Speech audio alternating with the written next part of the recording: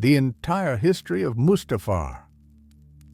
In the far reaches of the Outer Rim territories, caught in the Atravis sector between two massive gas giants, a small planet carves its path through the darkness of space.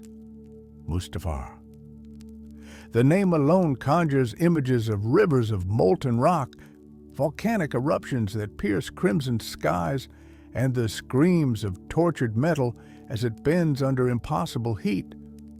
For most who know of it, Mustafar is synonymous with fire, death, and the dark side of the Force.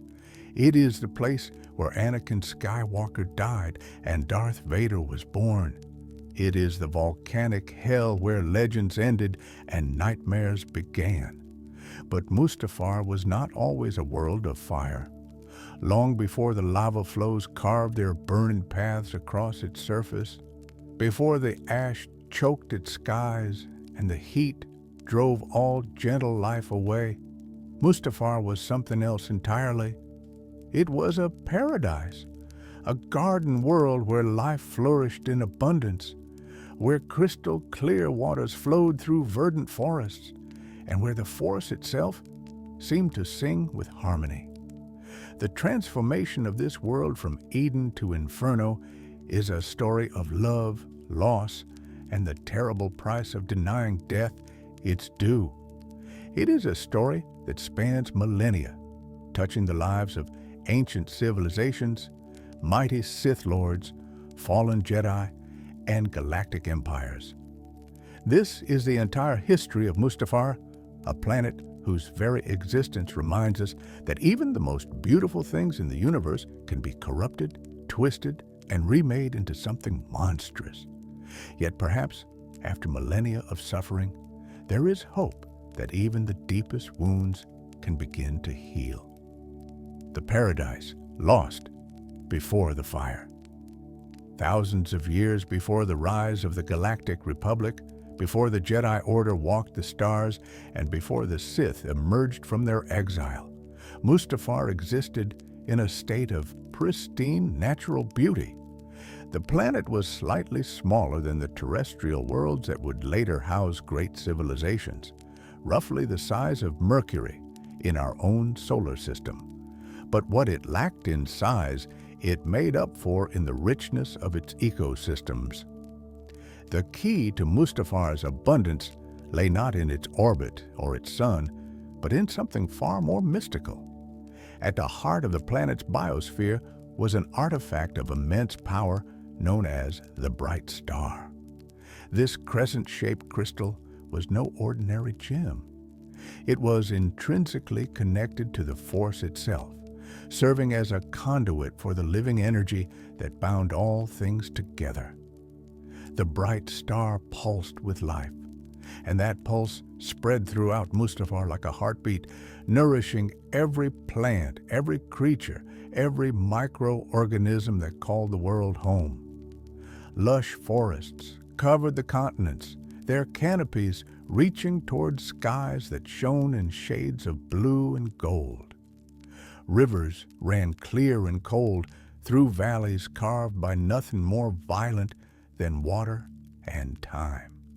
Meadows stretched across lowlands where grasses swayed in gentle winds that carried the scent of flowers whose species would never be cataloged, whose beauty would never be recorded.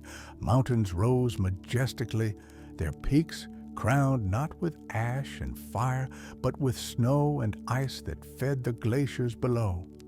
In the seas, creatures swam in waters teeming with life, while on land, forests echoed with the calls of birds and beasts, whose forms are now lost to history. The native inhabitants of this paradise were the Mustafarians, though in this ancient age they bore little resemblance to the hardy insectoid beings who would later evolve to survive in volcanic hell. These early Mustafarians lived in harmony with their world, guided by the rhythms of nature and sustained by the abundance their planet provided. They built their settlements among the trees and beside the waters, crafting a civilization that worked with the land. rather than against it. Among these peaceful people came outsiders, travelers from beyond the stars, drawn by the planet's beauty or perhaps guided by the Force itself. The most significant of these newcomers were Lady Corvax and her beloved husband, Lord Dorwin Corvax.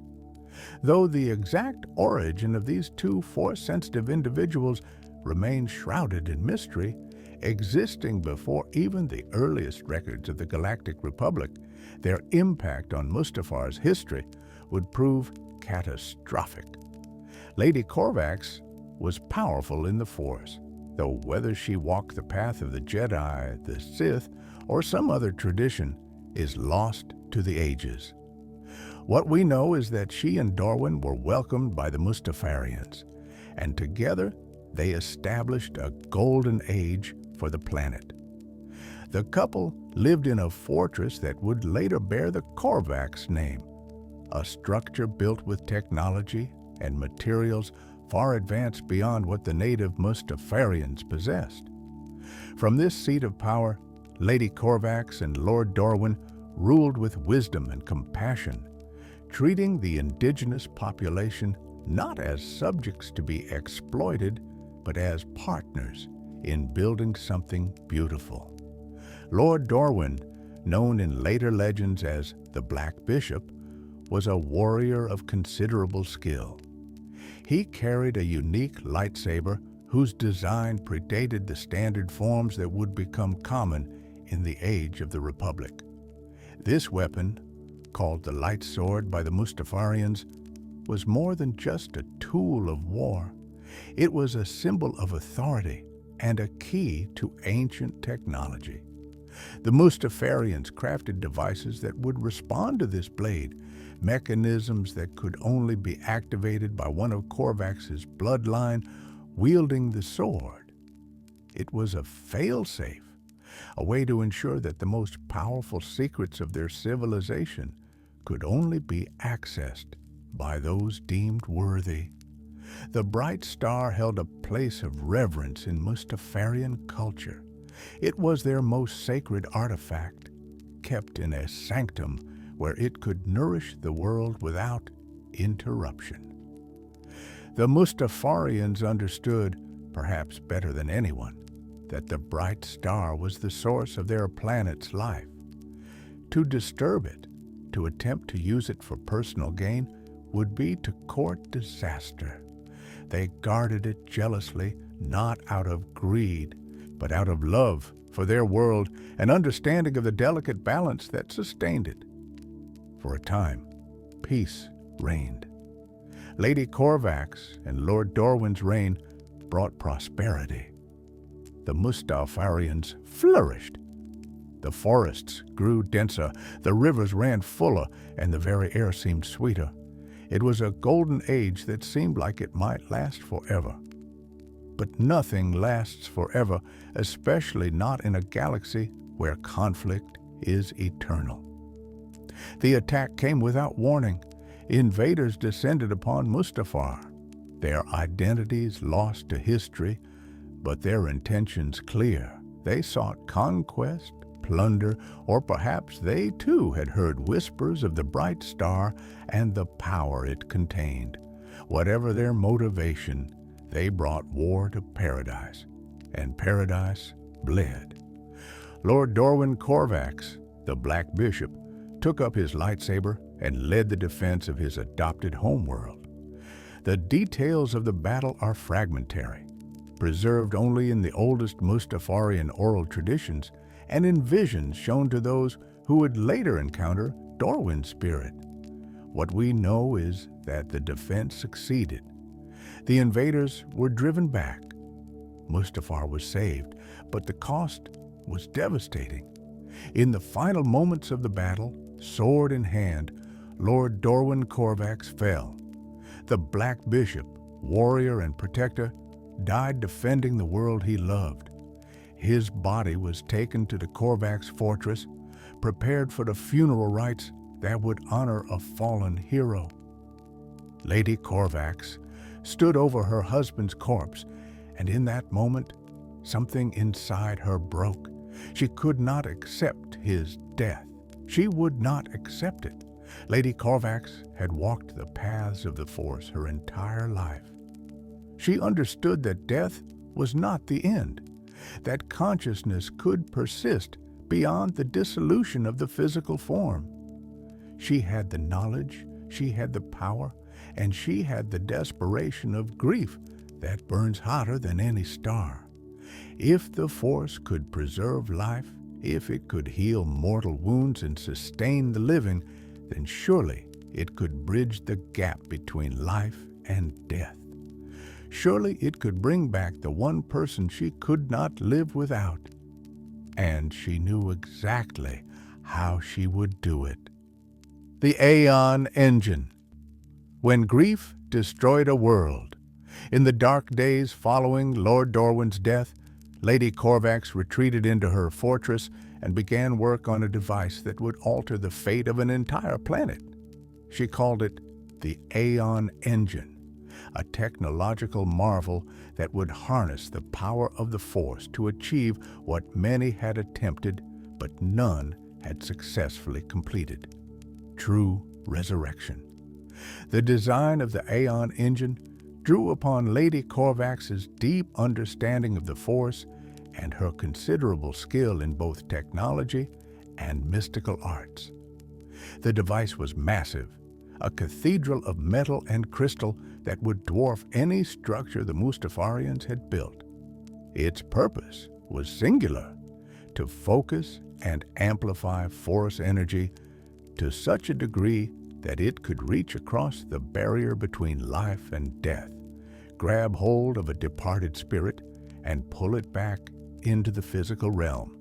But such a device required a power source beyond anything conventional technology could provide. It needed something connected to the very essence of life itself. It needed something like the bright star. Lady Corvax knew what she planned was wrong. The bright star was sacred to the Mustafarians, the source of their world's prosperity and life. To take it, to use it for her personal desire, would be a betrayal of the trust the Mustafarians had placed in her. But grief is a powerful motivator, and love twisted by loss can justify any action. In her mind, the temporary harm to Mustafar was acceptable if it meant she could see Dorwin smile again, hear his voice, feel his touch. The planet would recover. The Mustafarians would understand. Everything could be made right again once her beloved was returned to her. She was wrong about all of it. In the dead of night, Lady Corvax infiltrated the sacred chamber where the bright star was kept. The Mustafarian guardians tried to stop her, but she was too powerful, too determined. Using her command of the Force, she took the crystal, fleeing with it to her fortress before anyone could mount a proper pursuit. The Mustafarians were devastated. Their most sacred artifact had been stolen by someone they had trusted as a leader and protector. But they had no idea how much worse things were about to become. Lady Corvax wasted no time.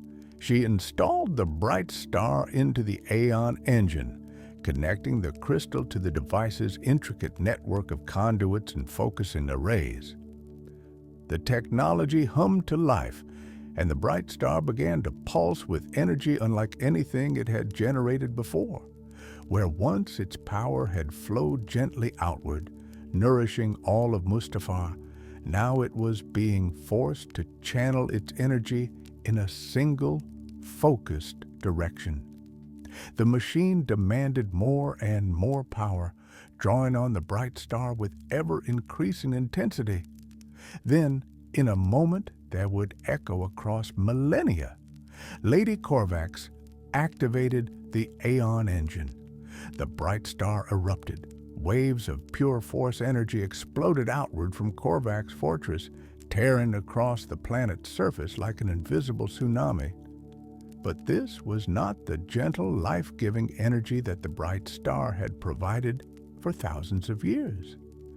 This was violent, chaotic, a fundamental disruption of the natural order. The energy didn't nourish, it consumed. It didn't give life, it drained it away. The effects were immediate and catastrophic. Plants withered and died within minutes, their essence ripped away by the passing waves of energy. Animals collapsed where they stood, their life force stripped from them. The Mustafarians who were closest to the fortress simply ceased to exist, their bodies crumbling to dust as everything that made them alive was torn away. Even the microorganisms in the soil, the bacteria in the water, the fungi in the forests, all of it died. In a matter of hours, Mustafar went from a thriving garden world to a dead rock hurtling through space. But devastation didn't stop at the surface. The energy from the Aeon engine penetrated deep into Mustafar's core, disrupting the planet's natural geological processes. The core began to heat, pressure building as the force energy interfered with the nuclear reactions deep below. Magma chambers that had been stable for millions of years suddenly became active. Volcanic vents burst open across the planet's surface, spewing superheated rock and toxic gases into the atmosphere. Then came the gravitational catastrophe.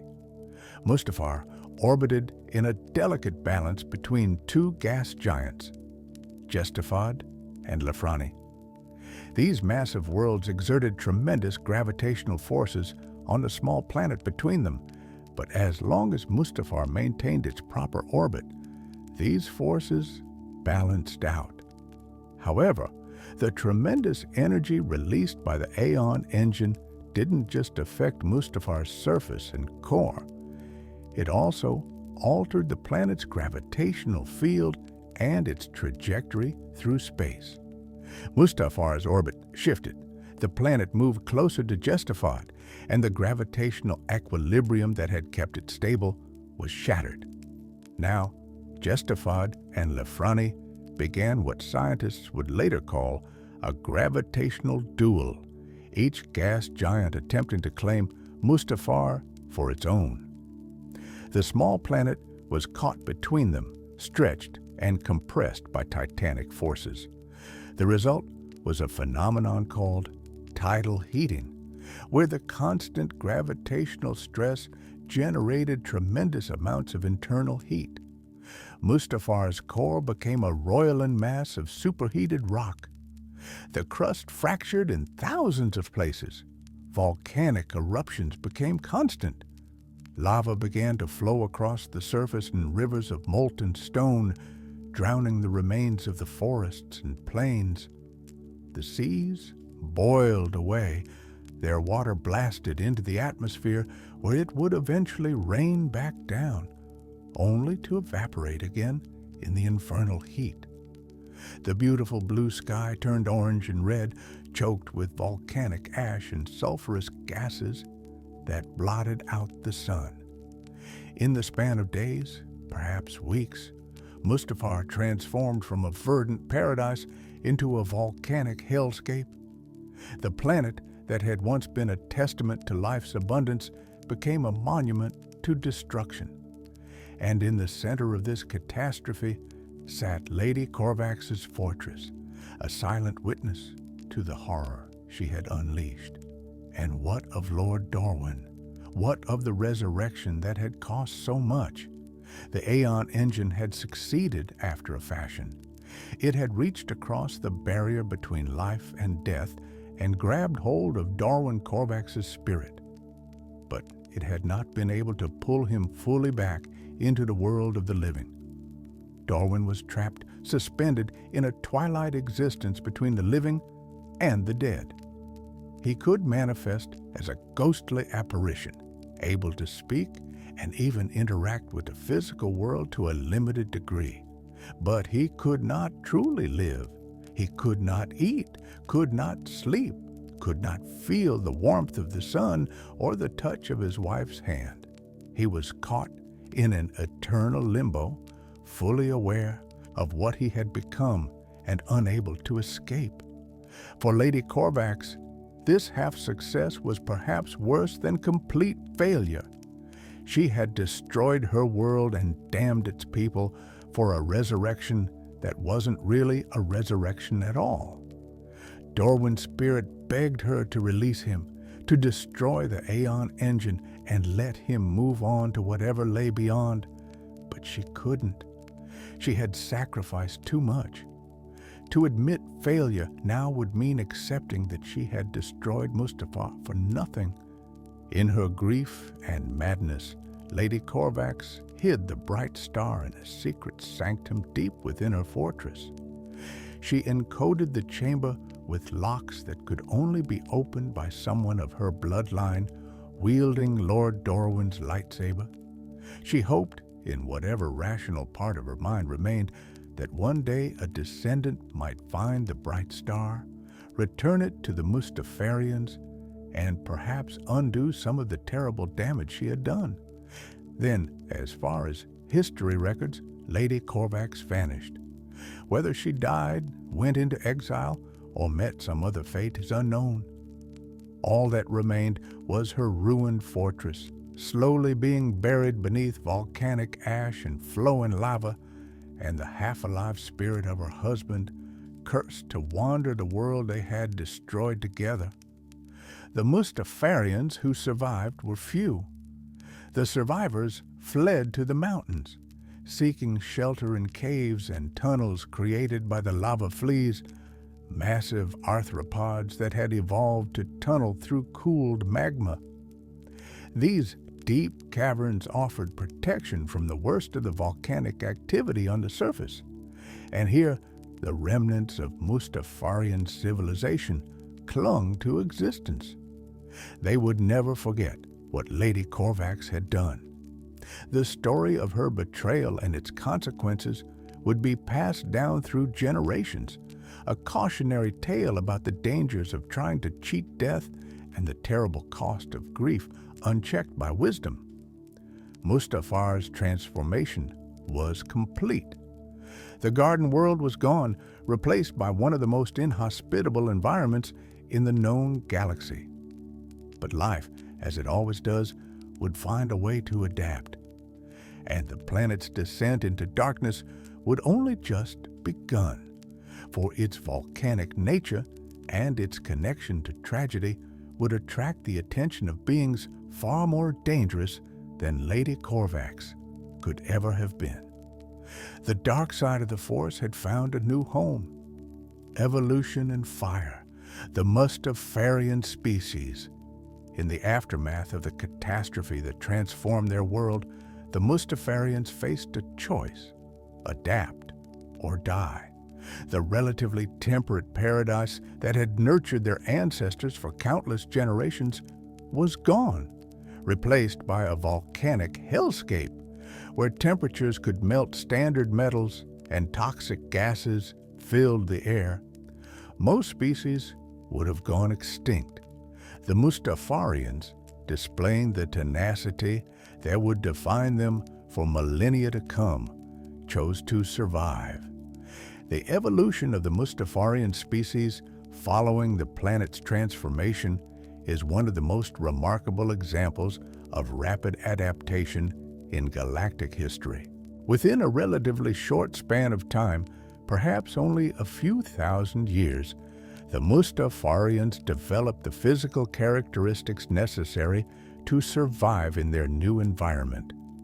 This accelerated evolution was likely influenced by the Force itself, which still permeated Mustafar even after the bright star's energy had been corrupted and drained.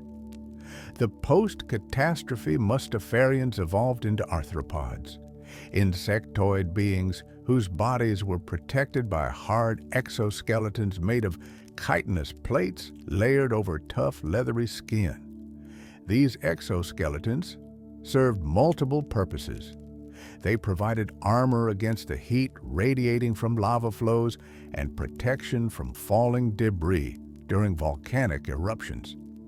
They were also remarkably resistant to energy weapons, able to absorb and dissipate the heat from standard blaster bolts that would have instantly killed most other species. One of the most distinctive features of the evolved Mustafarians was their extremely low water content. Unlike most carbon-based life forms in the galaxy, which were largely composed of water, Mustafarians had adapted to survive with minimal moisture in their bodies. This was a necessary adaptation for life on Mustafar, where the intense heat would have caused conventional organisms to rapidly dehydrate.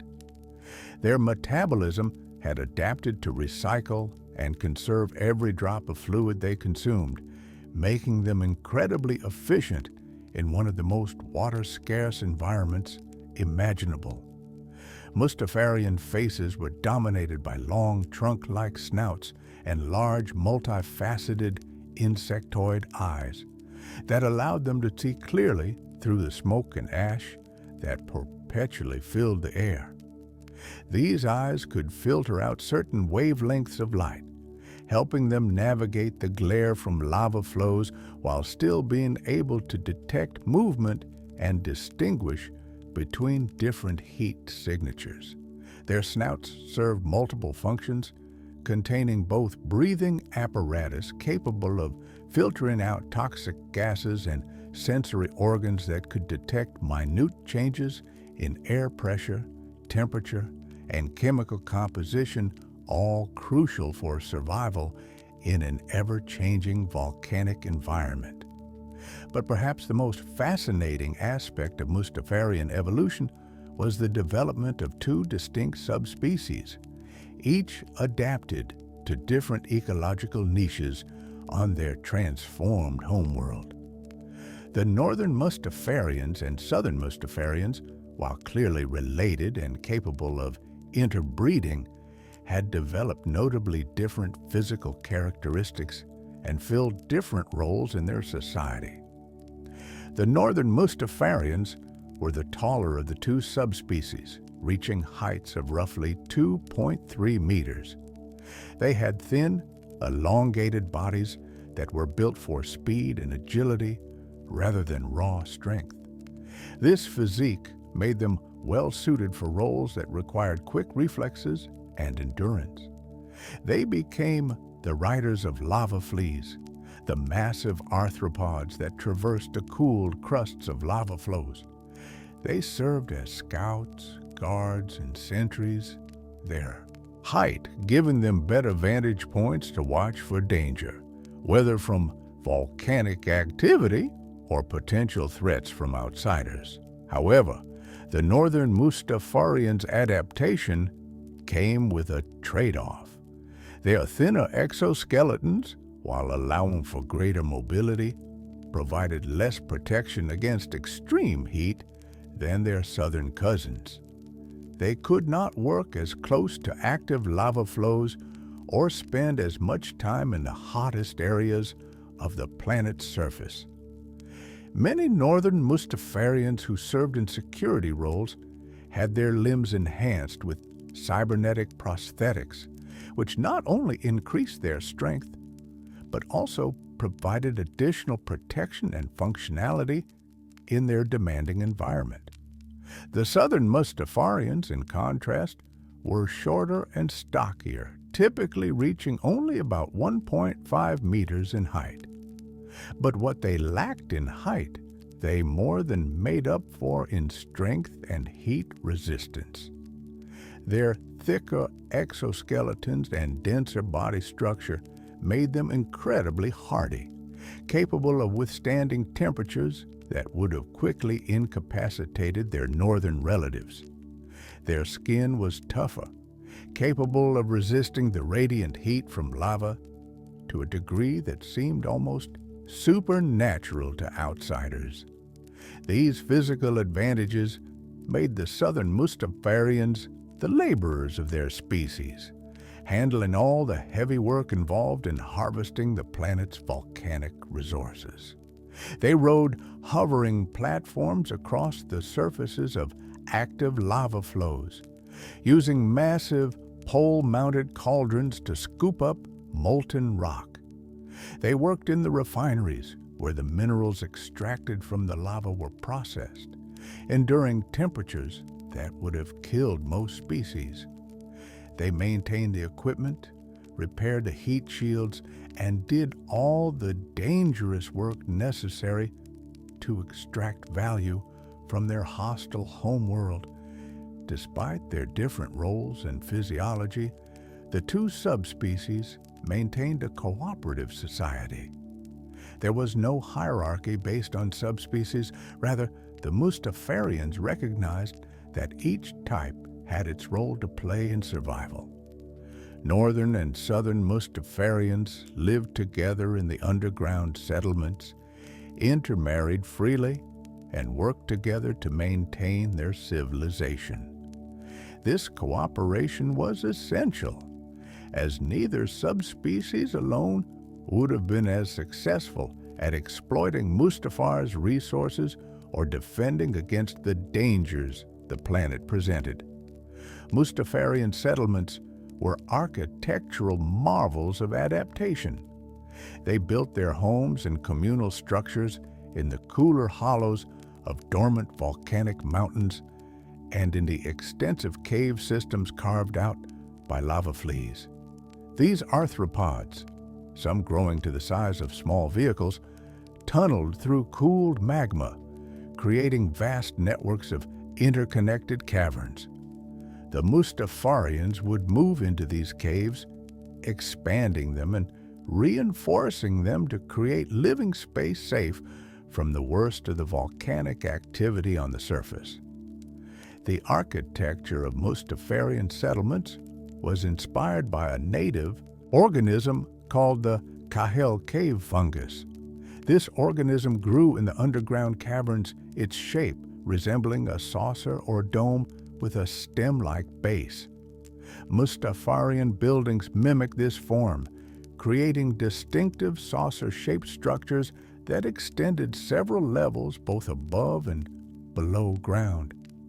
The upper levels would be built into the sides of mountains or on particularly stable areas of cooled lava, while the lower levels would delve deep into the rock, accessing the extensive cave networks below. These buildings served multiple purposes. The surface portions housed the operational centers for mining and refining work, including docking ports for the vehicles and equipment used to harvest lava. The upper underground levels contained living quarters, communal gathering spaces, and storage facilities. The deeper levels, furthest from the heat and chaos of the surface, housed the most sacred and important spaces in Mustafarian culture, the chambers of the lore keepers and priestesses. The lore keepers were the keepers of Mustafarian history and knowledge. In a society where the written word was difficult to preserve in the extreme heat and unstable conditions of Mustafar, oral tradition became paramount. The lore keepers memorized the histories of their people, the stories of their paradise lost, the techniques for survival in their volcanic home, and the spiritual beliefs that gave meaning to their harsh existence. They would gather the young Mustafarians and teach them, ensuring that each generation understood where they came from and how to survive where they were. The priestesses served a different but equally important function. They were the spiritual leaders of Mustafarian society, maintaining the connection between their people and the Force. Yes, some Mustafarians retained sensitivity to the Force even after their evolution, though it manifested differently than it did in most species. Mustafarian Force sensitivity was focused and limited, most commonly appearing in the form of an ability to manipulate lava itself. Mustafarian clan chiefs and some priestesses could reach out with the Force and command the molten rock of their planet, redirecting lava flows, creating barriers, or even weaponizing the volcanic fury of their world against enemies. This ability, passed down through certain bloodlines, was seen as a gift from the planet itself. Mustafar's way of giving its children the tools they needed to survive in the environment it had become. These Force users were revered in Mustafarian society, not as warriors or conquerors, but as guardians who could protect their people from the random violence of volcanic eruptions. Mustafarian culture was deeply symbolic, influenced by their constant proximity to death and the ever-present reminder of what their world had once been. They crafted armor from the heat-resistant shells of lava fleas, creating protective gear that allowed them to work even closer to active magma. They wore breath masks when working on the surface, distinctive apparatus that filtered out toxic gases and cooled the air before it entered their lungs, giving them a mysterious and uniform appearance to outsiders who could rarely distinguish one armored Mustafarian from another. The northern Mustafarians domesticated lava fleas as mounts, training the massive arthropods to respond to commands and carry riders across the treacherous surface. These mounts were essential for travel across Mustafar, as vehicles could only traverse certain areas.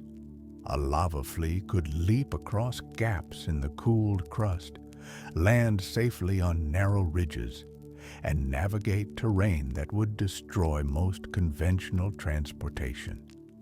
The bond between a Mustafarian and their lava flea mount was deep, often lasting the lifetime of both creatures. Young northern Mustafarians underwent a particularly dangerous coming-of-age ritual that showcased both their bravery and their skill. Upon reaching maturity, they would saddle up on a lava flea without any protective clothing or armor. They would then ride toward a lava fall, a cascade of molten rock flowing from a higher elevation to a lower one, and jump across it. The heat from the lava fall was intense enough to cause severe burns or even death if the rider misjudged their timing or if their mount faltered. But for a Mustafarian to be considered an adult, they had to prove they could face this danger and overcome it. Those who succeeded earned the respect of their people and the right to be counted among the warriors and scouts of their clan. Those who failed, if they survived, would often try again, their determination to prove themselves overcoming their fear. The Mustafarians developed weapons suited to their environment and their unique physiology. Standard blaster technology was largely useless against their tough hides, and in any case, the heat-based damage from blasters was negligible to beings who worked alongside rivers of molten rock. Instead, they created weapons that fired bolts of kinetic energy, pure force projectiles that could knock down an enemy or shatter armor without relying on heat or energy-based damage. These weapons were effective against their own people and deadly to outsiders, making Mustafarians formidable opponents despite their relatively small numbers. Despite their harsh world and their adaptations to violence, the Mustafarians were not a naturally aggressive species. They preferred to be left alone, to manage their own affairs and to extract what they needed from their planet without interference. When outsiders came to Mustafar, Mustafarians would typically observe from a distance, only approaching if the newcomers proved peaceful or if they posed a threat to Mustafarian settlements. They had learned hard lessons about trusting outsiders after Lady Korvax's betrayal, and they were careful not to repeat those mistakes.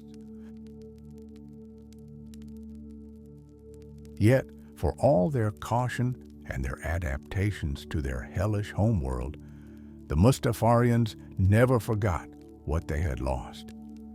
The oldest stories told by the lore keepers spoke of the garden world, of blue skies and green forests, of the time before Lady Corvax stole the bright star. They remembered the sacred crystal that had nourished their world, and they hoped, perhaps futilely, that one day it might be returned and Mustafar might be healed. That hope seemed more and more distant as the millennia passed. Mustafar's volcanic activity showed no signs of decreasing. If anything, the planet seemed to be getting worse. The gravitational stresses from Justified and Lafrani continuing to heat its core to ever higher temperatures. The Mustafarians adapted, evolved, and survived. But theirs was a civilization defined by endurance rather than growth. They would need outside intervention if anything was ever going to change. And change was coming. Dark forces were taking notice of Mustafar. The planet's transformation had created something beyond a merely physical alteration. The tremendous suffering, the death of billions of organisms, the corruption of the bright star's life-giving energy, all of this had created a wound in the Force, a dark place, a nexus of pain and death that called out to those who walked darker paths. The Sith were coming to Mustafar, the ancient Sith discover. Mustafar, the exact date when the first Sith Lord set foot on Mustafar, is lost to history, buried beneath millennia of secrecy, and the Sith's tendency to guard their knowledge jealously. What we know is that at some point in the ancient past, long before the rise of the Galactic Republic to its heights of power, Sith explorers discovered the volcanic world in the Outer Rim. What drew them there? Perhaps it was the legends. Stories of Lady Corvax and her quest for immortality would have spread across the galaxy, distorted and embellished with each retelling, but with a core of truth that would intrigue any Sith seeking power over death. Perhaps it was the Force itself, the dark side nexus that had formed on Mustafar, calling out to those attuned to its frequency. Or perhaps it was simple exploration, Sith scouts charting the unknown regions and stumbling upon a planet whose very nature resonated with their philosophy of power and domination. Whatever brought them there, the Sith recognized immediately that Mustafar was special. The planet's volcanic nature, violent and destructive, appealed to the Sith understanding of the Force as a tool of transformation through destruction. More importantly, they could feel the wound in the Force that Corvax's actions had created. The dark side pooled in certain locations on Mustafar like water collecting in a depression.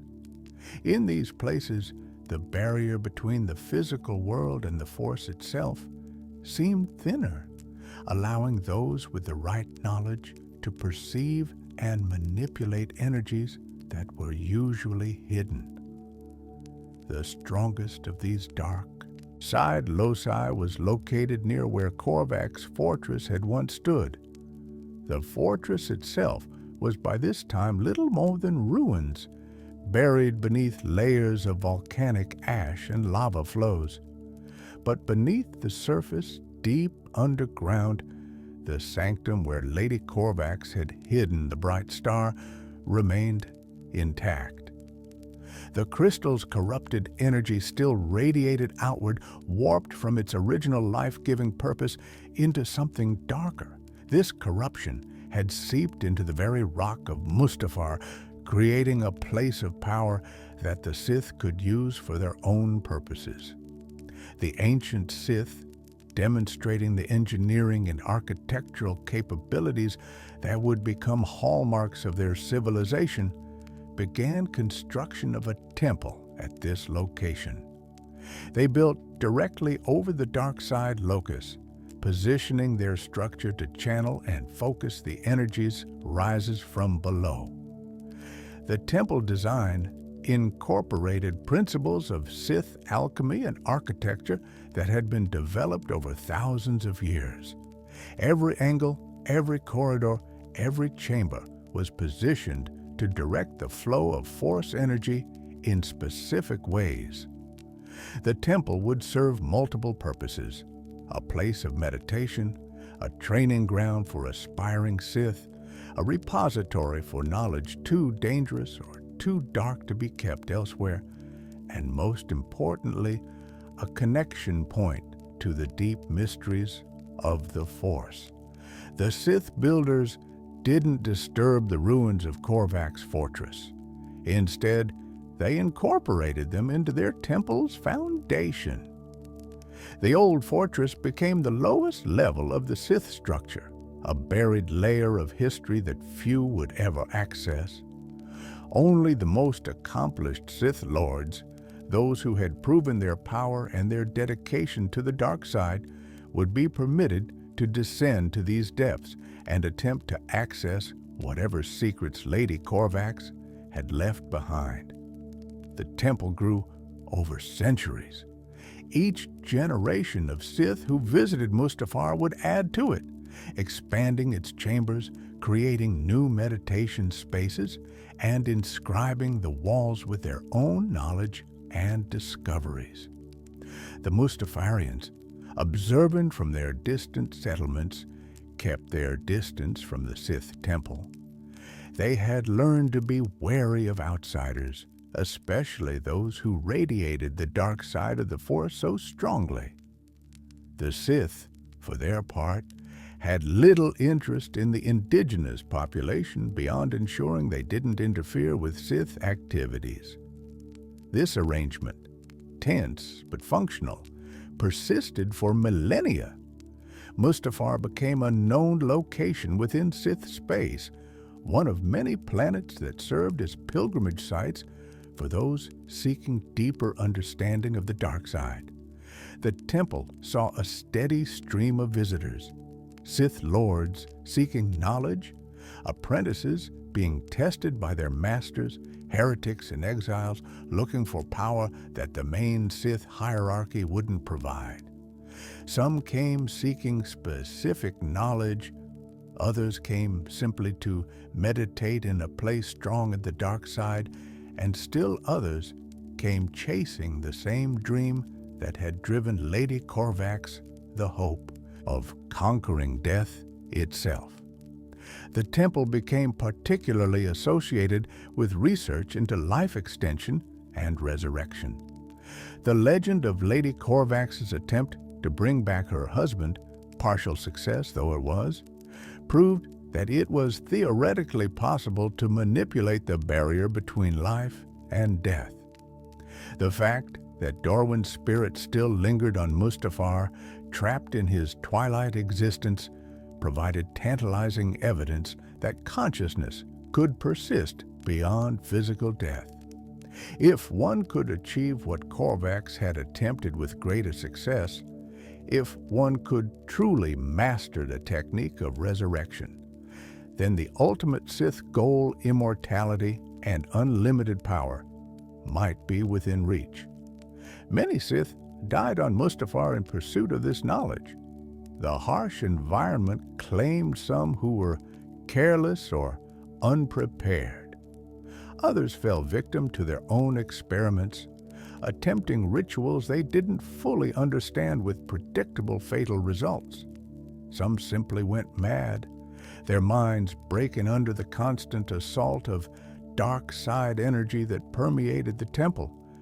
The Mustafarians would occasionally discover bodies, both in the ruins of the Sith temple and elsewhere on the planet, the remains of those who had sought power beyond their ability to control.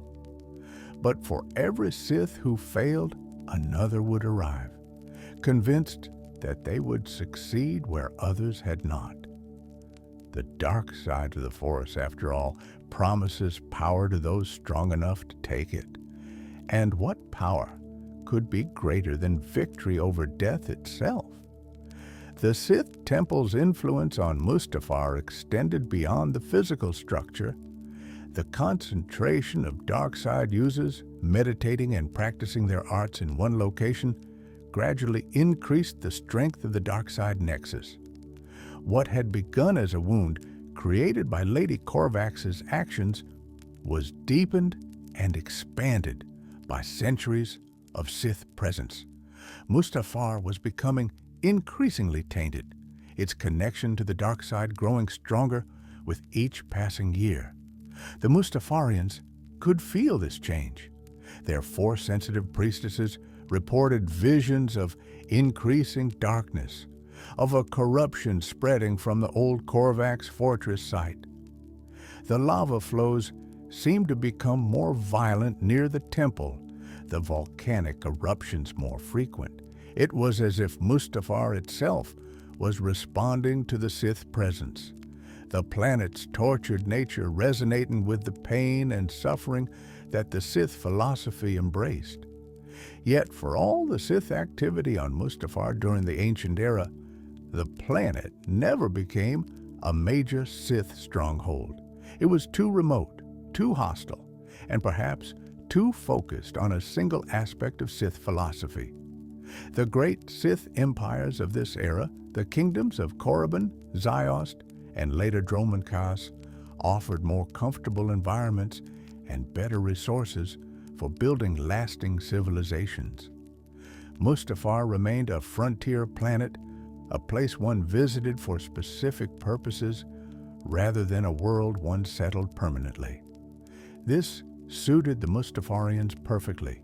They wanted no part of Sith politics or Sith wars. They continued their existence in the volcanic caverns, mining the lava for valuable minerals, maintaining their traditions, and hoping that the outsiders would someday leave them in peace. That peace would not come. If anything, the attention paid to Mustafar by dark side users would only increase in the millennia to come. The seeds planted by the ancient Sith would eventually bear terrible fruit, and the planet would become the site of some of the most significant events in galactic history. But before we reach those climactic moments, Mustafar would enter a new chapter of its existence. The age of the Sith pilgrimage sites would fade as the old Sith empires fell and were replaced by new powers. Mustafar would enter a period of relative obscurity, known to few beyond the Mustafarians themselves and a handful of explorers and historians who studied the ancient Sith. That obscurity would end when a new power discovered the volcanic world and recognized its potential not for dark side knowledge, but for profit. The Techno-Union era. Around 300 years before the outbreak of the Clone Wars, a mining survey team from the Techno-Union arrived in the Mustafar system. These corporate explorers were searching for sources of rare minerals and valuable resources that could be exploited for profit. And in Mustafar, they found exactly what they were looking for. The planet's volcanic activity constantly brought fresh material from deep within its core to the surface. The lava flows contained mineral allotropes and crystalline structures that formed nowhere else in the galaxy. These materials had unique properties that made them valuable for everything from starship construction to advanced computing systems. Mustafar was, in the cold language of corporate assessment, a bonanza. The Techno-Union wasted no time in claiming Mustafar. In the late Republic era, the Techno-Union had become one of the galaxy's most powerful commerce guilds, a mega corporation that controlled vast resources and employed millions across hundreds of worlds. They specialized in advanced technology, manufacturing everything from battle droids to starships to the cutting-edge communications equipment that held the Republic together. The Skakoan industrialists, who had come to dominate the Techno-Union's leadership, were particularly known for their aggressive business practices and their willingness to exploit any resource they could find, regardless of the impact on local populations or environments. When the Techno-Union established their claim to Mustafar, they essentially declared ownership of the entire planet. The Mustafarians, who had lived there for thousands of years, suddenly found themselves classified as tenants on their own world. The Techno-Union offered them a deal that was really no deal at all. The Mustafarians could continue to live on Mustafar, but they would be required to pay rent to the Techno-Union for this privilege. And the only way they could pay this rent was by mining the mineral allotropes from the lava flows and delivering them to Techno-Union collection facilities. The Mustafarians, pragmatic if nothing else, accepted these terms. They had little choice. The Techno-Union had the backing of the Galactic Republic and the military force to impose their will if the Mustafarians resisted. At least under this arrangement, the Mustafarians could continue managing their own internal affairs. They would handle the actual mining work, using techniques they had developed over thousands of years of living on their volcanic world. The Techno-Union would provide them with advanced tools and technology, including droids to assist with the more dangerous aspects of the work. In return, the Mustafarians would deliver a quota of raw materials and the Techno-Union would leave them alone. This agreement allowed the Techno-Union to establish major industrial facilities on Mustafar without having to deal with the extreme difficulty of having off-world workers trying to function in such a hostile environment. The Mustafarians, adapted to the heat and toxic atmosphere, could work in conditions that would kill most species.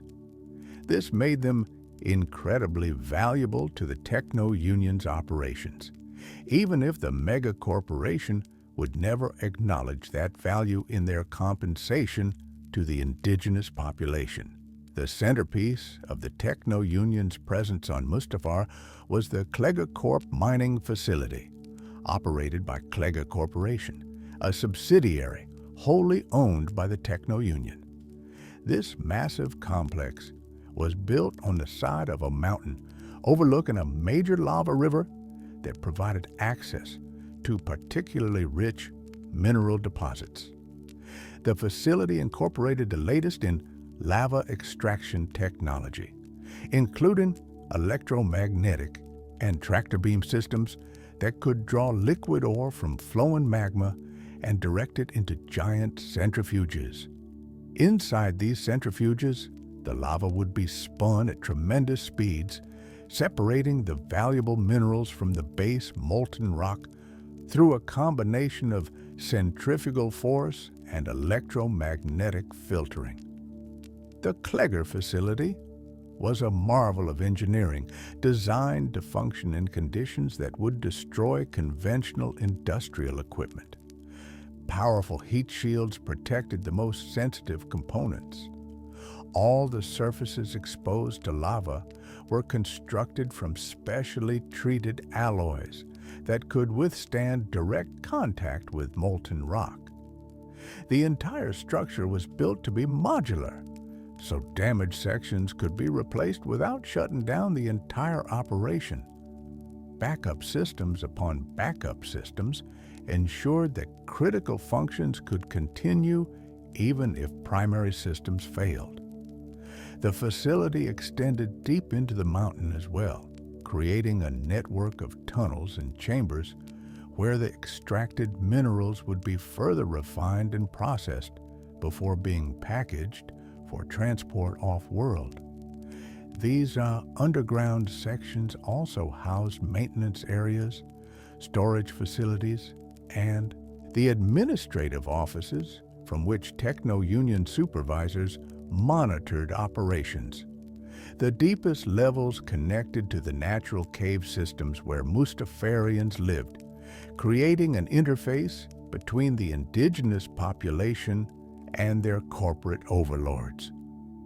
Southern Mustafarians did most of the actual lava mining, riding their hovering platforms across the surface of active lava flows. They would extend their massive pole-mounted cauldrons into the molten rock, scooping up loads of lava that could weigh several tons.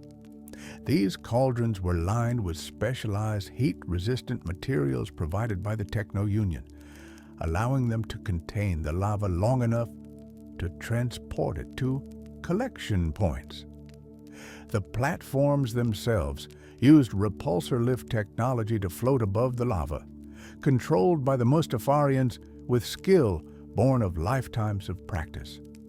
Northern Mustafarians served as guards and supervisors, riding their lava flea mounts across the cooled crust of old lava flows to patrol the mining areas and ensure operations proceeded smoothly. They also served as liaisons between the Mustafarian workers and the Techno-Union management, translating between the buzzing insectoid Mustafarian language and basics. The Techno-Union introduced numerous other technologies to Mustafar.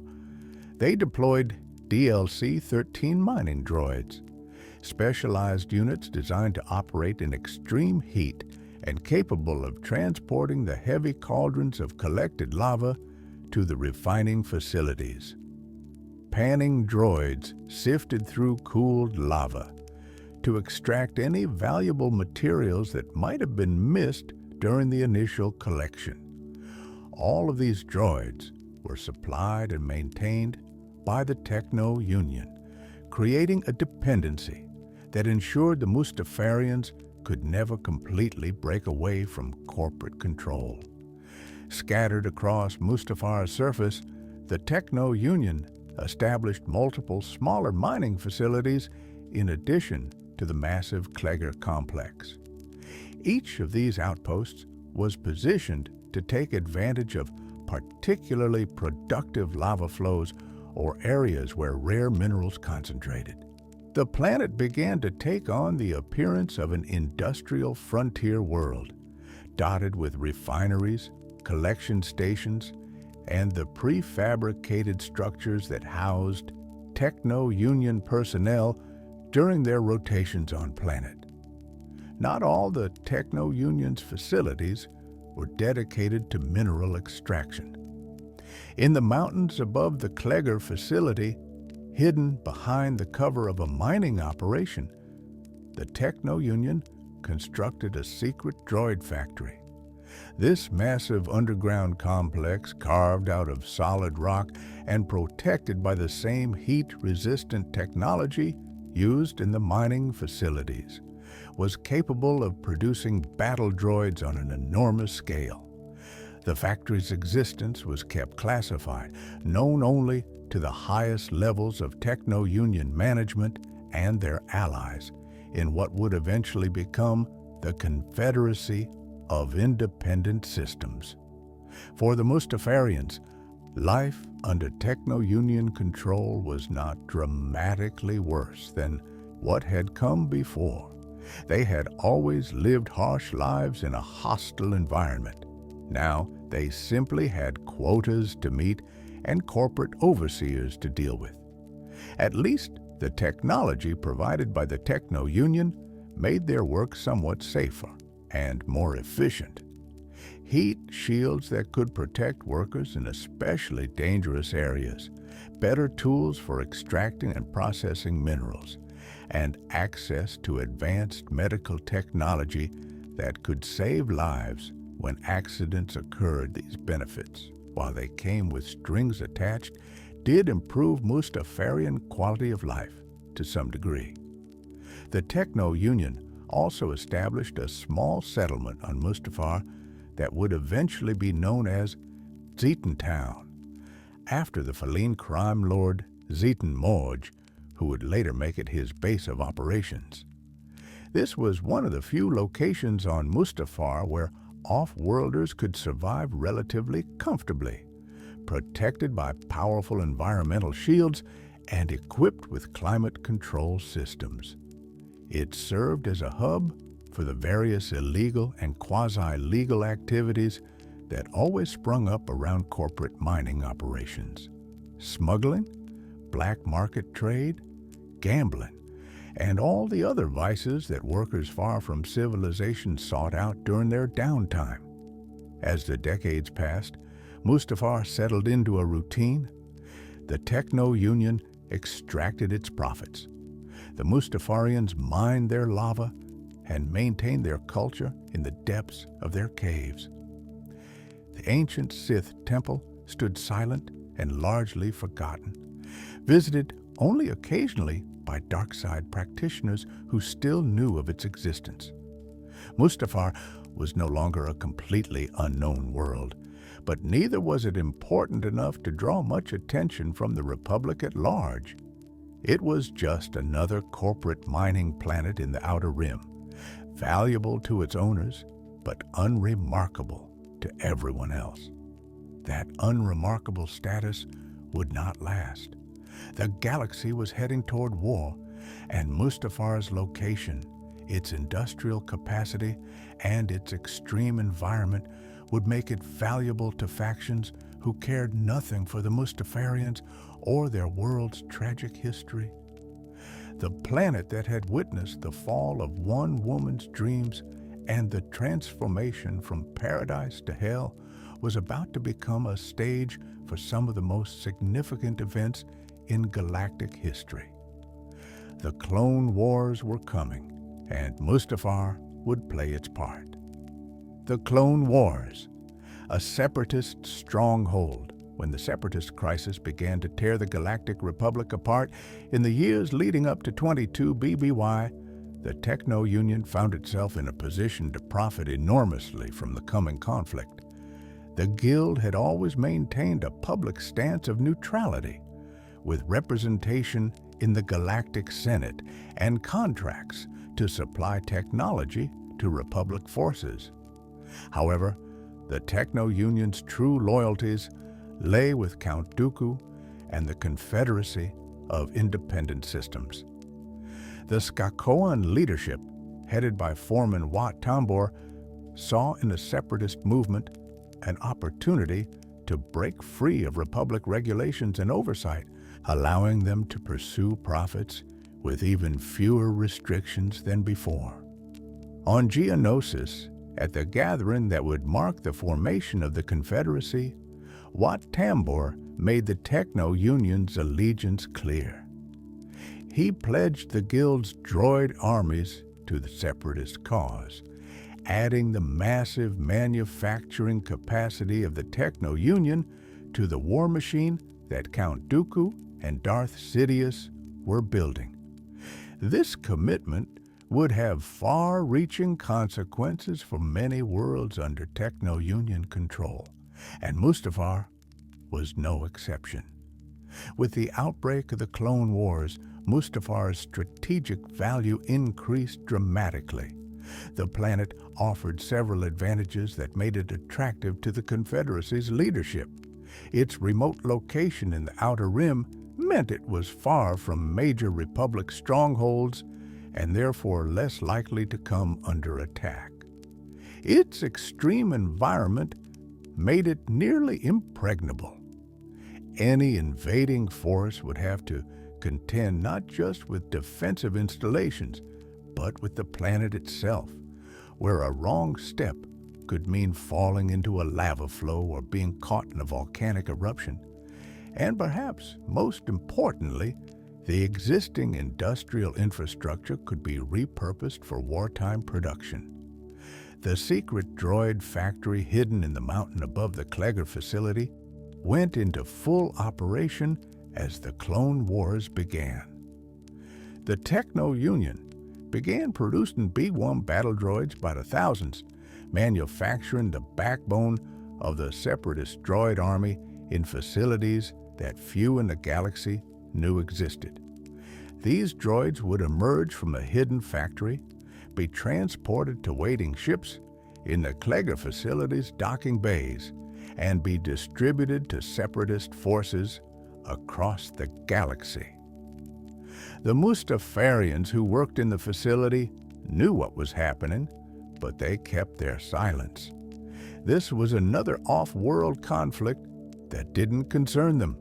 However, the Techno-Union and the separatist leadership had plans for Mustafar that went beyond simple droid production. Early in the Clone Wars, recognizing that the conflict might not go in their favor, the Separatist Council began searching for a secure location where they could retreat if the Republic began winning. They needed somewhere remote, defensible, and already under their control. Mustafar checked all these boxes. Working in secret, the Separatists began construction of a fortress retreat within the Kleger Corp mining facility itself. They built a command bunker deep within the complex, a climate-controlled war room where the leadership of the Confederacy could meet in safety. They expanded the facility's defenses, adding additional shield generators and automated weapon systems.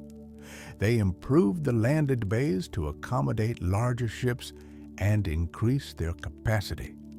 Slowly, methodically, they transformed the mining facility into a stronghold capable of housing and protecting the most important figures in the separatist movement. The Separatists also used Mustafar for more covert operations. During the Clone Wars, the planet served as a waypoint for various black operations and secret projects. Among the most disturbing was a facility operated directly by Darth Sidious himself, the Sith Lord who secretly controlled the war from behind the scenes as both Supreme Chancellor Palpatine and Darth Sidious. Sidious had been searching for Force-sensitive children across the galaxy, using his agent, the bounty hunter Cad Bane, to kidnap these younglings. On Mustafar, hidden away in one of the Techno-Union facilities, Sidious established an indoctrination center where he planned to corrupt these children and transform them into dark side assassins and spies.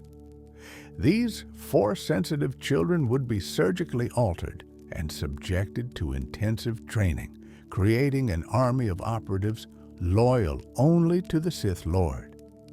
It was a horrifying plan that would have given Sidious unprecedented intelligence-gathering capabilities and a network of nearly undetectable agents. The operation proceeded in secret until Jedi Knight Anakin Skywalker and his Padawan Ahsoka Tano discovered Cad Bane's trail and tracked the kidnapped children to Mustafar. When Anakin and Ahsoka arrived on the planet to investigate, Sidious made the decision to scuttle the entire operation rather than risk exposure. He ordered the facility destroyed and the evidence eliminated.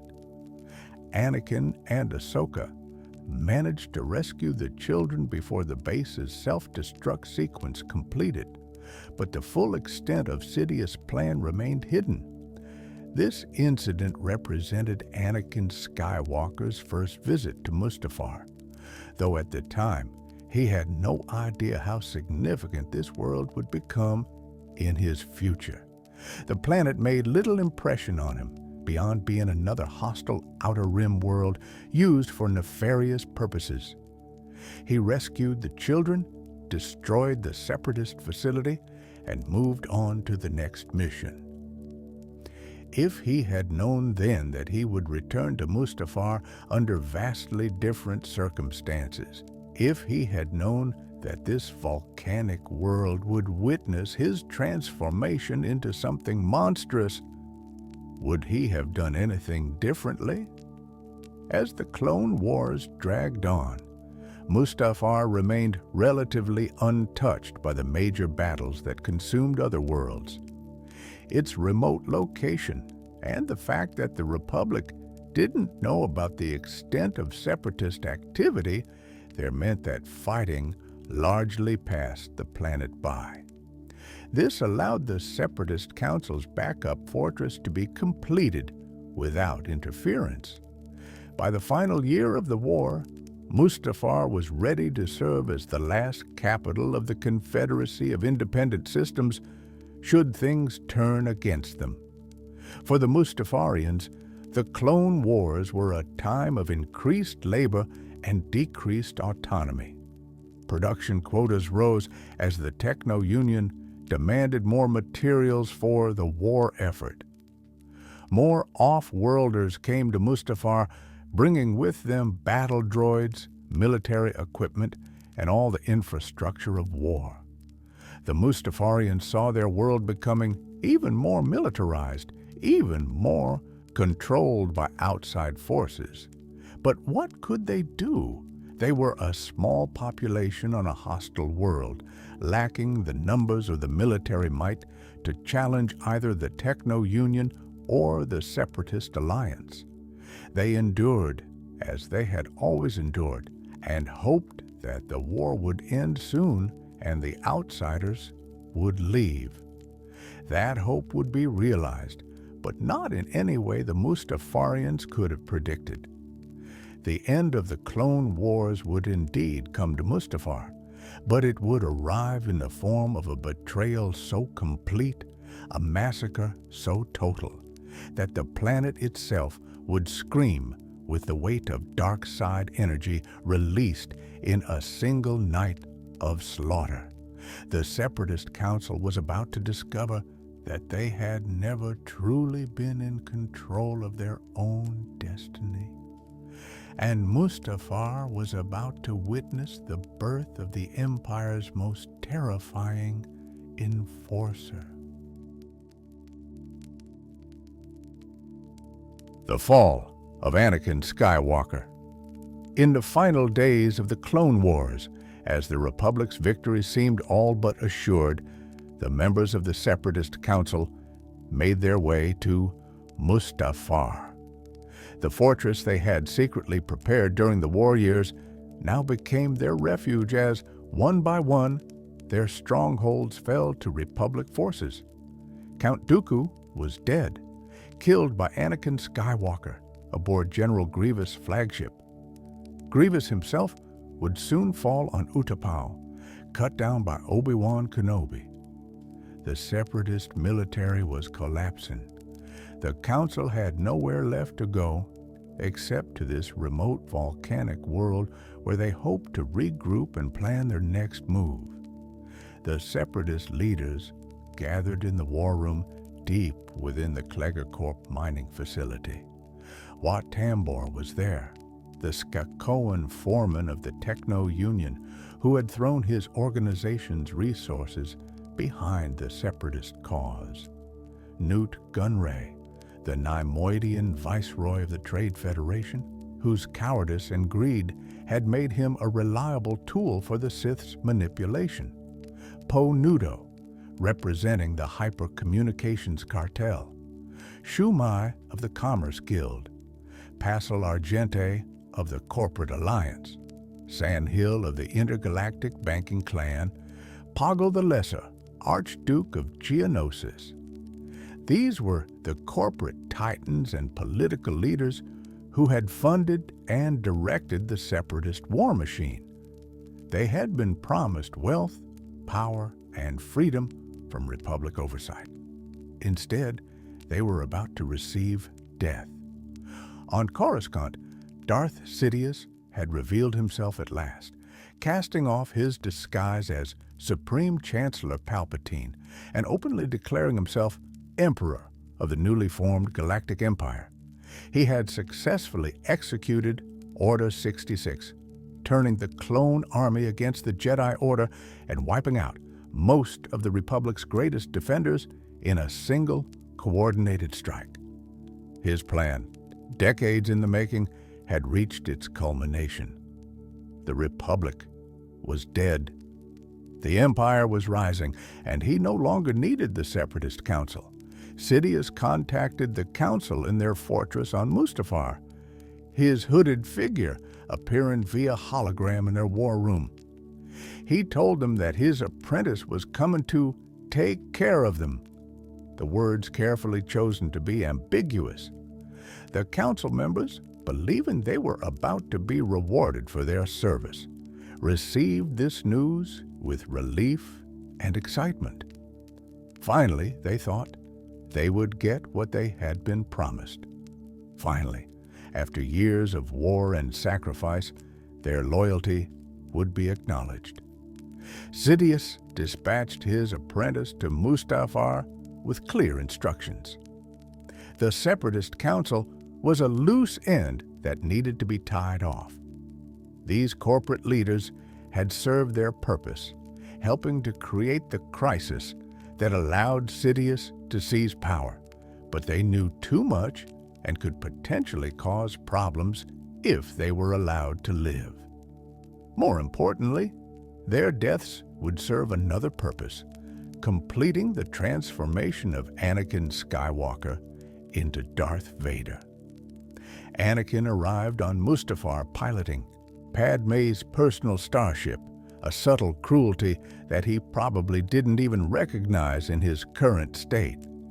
He had just participated in the assault on the Jedi Temple, leading the 501st Legion of clone troopers in the massacre of his former brothers and sisters. He had killed younglings, children who had trusted him. He had embraced the dark side fully, believing Sidious' promise that the power of the Sith could save Padme from the death he had foreseen in his visions. Every moral line he had once held sacred had been crossed. There was no going back. When Vader's ship landed at the Kleger facility, the Separatist Council rushed to greet him. They poured out of the war room, eager to welcome what they believed was their salvation. Newt Gunray led the way, his cowardly nature overcome by his desperate hope for security. They crowded around Vader, speaking over each other in their excitement. Vader looked at them with eyes that had turned yellow with dark side corruption. He said nothing. Instead, he reached out with the Force and slammed the war room door shut, sealing the council inside. Then he ignited his lightsaber, his new lightsaber, for he had lost his old weapon when Obi-Wan took it from Mustafar. Or rather, when Obi-Wan would take it, for that moment had not yet occurred. The council members finally understood.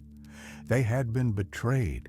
They ran, scattered, tried to hide in the war room that had become their tomb. It made no difference. Vader moved through them like a harvester through grain, his lightsaber cutting them down one by one. Newt Gunray tried to plead, offering credits, offering secrets, offering anything if Vader would just spare his life. Vader killed him without hesitation. Wat Tambor attempted to use his walking stick as a weapon, the Skakoan's environmental suit giving him a momentary advantage in the room filled with volcanic gases that had started seeping in. It wasn't enough. Vader cut him down. The massacre was complete in minutes. The leaders of the Confederacy of Independent Systems lay dead in pools of their own blood, their dreams of independence and profit bleeding out on the floor of a mining facility on a volcanic hell world. Outside, the Mustafarians who had witnessed Vader's arrival understood that something terrible had happened. They had felt the disturbance in the Force, the wave of death that pulsed outward from the facility. They retreated deeper into their caves, wanting no part of whatever dark events were unfolding. Vader stood amid the bodies, his breathing heavy, his mind reeling from what he had done. He had killed his friends at the Jedi Temple. He had killed younglings. And now he had killed these leaders who had trusted him to save them.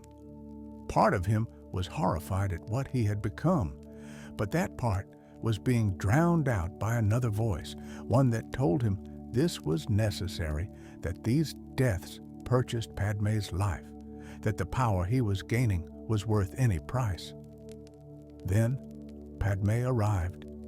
She had followed Anakin to Mustafar, having learned from Obi-Wan what her husband had done at the temple.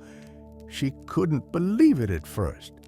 Anakin, her Anakin, killing younglings, participating in the destruction of the Jedi Order? It was impossible.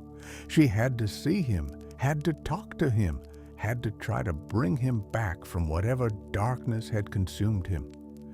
When her ship landed at the facility, Vader came out to meet her. For a moment, seeing her there, he felt hope. Padmé had come to join him. Together, they could rule the galaxy as Sidious had promised. They could use their power to change things, to make the galaxy better. The deaths, the betrayals, the darkness, all of it would be worth it because they would be together. But Padmé hadn't come to join him. She had come to save him. She begged him to stop, to run away with her, to leave Sidious and the dark side behind. She told him she loved him, but she loved the man he had been, not the monster he was becoming. Her words meant to reach him, to pull him back from the brink, instead drove him further into darkness. He heard rejection in her pleas. He heard her turning away from him just when he needed her most. Then Vader saw Obi-Wan emerging from Padmé's ship. His former master, the man who had trained him, who had been like a brother to him, had come to Mustafar. Vader's mind, already corrupted by the dark side, immediately jumped to the worst conclusion. Padmé had brought Obi-Wan to kill him. She had betrayed him, turned against him, chosen the Jedi over their love. In his rage and pain, Vader reached out with the Force and began to choke Padmé. The woman he had turned to the dark side to save, whose life he had sacrificed everything to protect, was dying by his own hand. Obi-Wan shouted for him to stop, and Vader released his grip. Padmé collapsed, unconscious, her life hanging by a thread. Now there was nothing between Vader and Obi-Wan except years of friendship turned to bitter ash and the fundamental ideological divide between the Jedi and the Sith.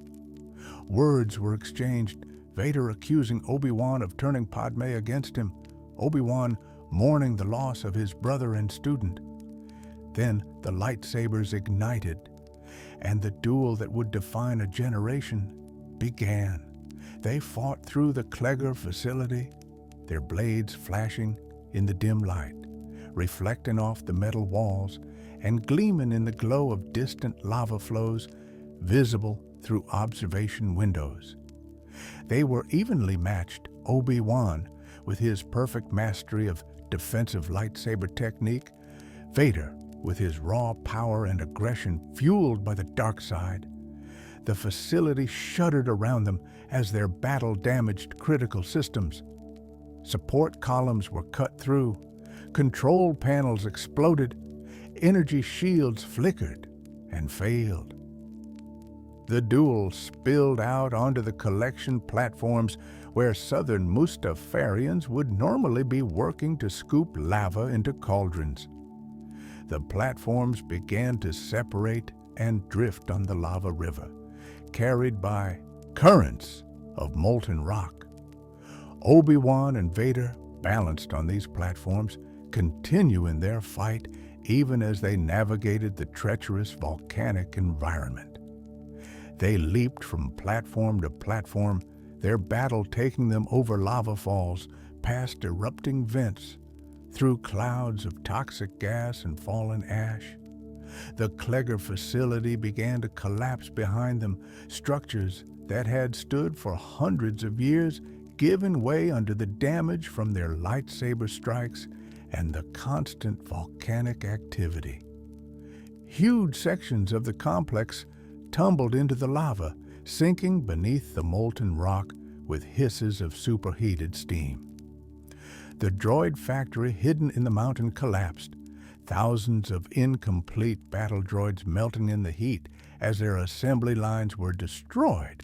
Obi-Wan and Vader's duel eventually brought them to a collection platform floating on a lava river near a massive lava fall. They fought on the shrinking piece of stable ground as the platform drifted toward the fall, both knowing that going over the edge would mean certain death. The heat was incredible, even for them. Obi-Wan's Jedi robes were singed and smoking. Vader's dark clothing smoldered. Both were drenched in sweat, their movements becoming slower as exhaustion set in, but neither would yield. Finally, the platform began to break apart, unable to withstand the heat and the stress any longer. Obi-Wan leaped to the bank of the lava river, finding solid ground made of cooled volcanic rock.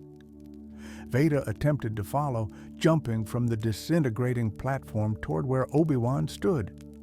In mid-leap, Vader was vulnerable, his trajectory fixed, unable to change direction. Obi-Wan struck, a single precise cut, executed with all the skill of a Jedi Master, severed Vader's legs at the knees and his sword arm at the elbow. Vader tumbled to the ground at the edge of the lava river, his momentum carrying him sliding down the bank toward the molten rock. He caught himself at the very edge, the heat from the lava immediately beginning to ignite his clothing. Vader screamed in pain and rage and disbelief. He screamed at Obi-Wan, at himself, at the universe that had brought him to this moment. His yellow eyes blazed with hatred as he locked gazes with his former master. Obi-Wan looked down at what was left of Anakin Skywalker and wept. "You were my brother, Anakin," he said, his voice breaking. "I loved you." Then Obi-Wan turned away. He couldn't watch what came next. He retrieved Anakin's lightsaber from where it had fallen and returned to Padme, who lay unconscious, but alive. Obi-Wan got her onto her ship and left Mustafar, believing that Vader would die there on the volcanic shore, burned by the lava and destroyed by his own darkness. He was wrong. Vader continued to burn. The heat from the lava ignited his hair, scorched his remaining organic limbs, and seared the exposed tissue where Obi-Wan's strikes had cut through. His lungs were damaged by inhaling superheated air and toxic gases. His skin blistered and charred. The pain was beyond description, beyond anything he had ever imagined. He had fallen into the very definition of hell, and hell was claiming him inch by agonizing inch. But Vader's rage kept him alive. His connection to the dark side, fueled by pain and hatred, sustained him when his body should have given out. He clung to consciousness through sheer force of will, refusing to die on this volcanic shore. He had sacrificed everything, his honor, his friends, his morality, his very soul to gain the power to save Padme. He could not die now. He would not die now. Darth Sidious felt the disturbance in the Force.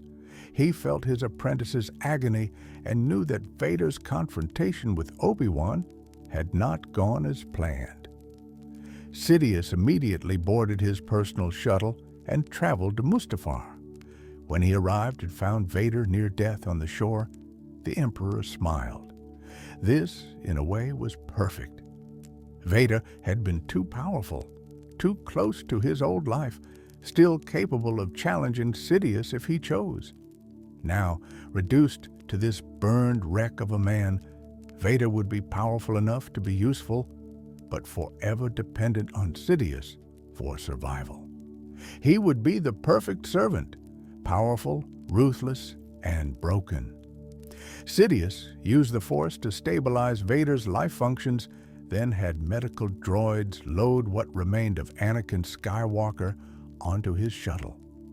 As they left Mustafar, the planet beneath them continued its eternal volcanic activity, indifferent to the momentous events that had occurred on its surface. The birthplace of Darth Vader was just another day on Mustafar, just another instance of suffering and transformation that the planet had witnessed countless times before. The bodies of the Separatist Council members remained in the war room, slowly decomposing in the heat. The Klegger Corp mining facility smoldered. Great sections of it collapsed into ruin.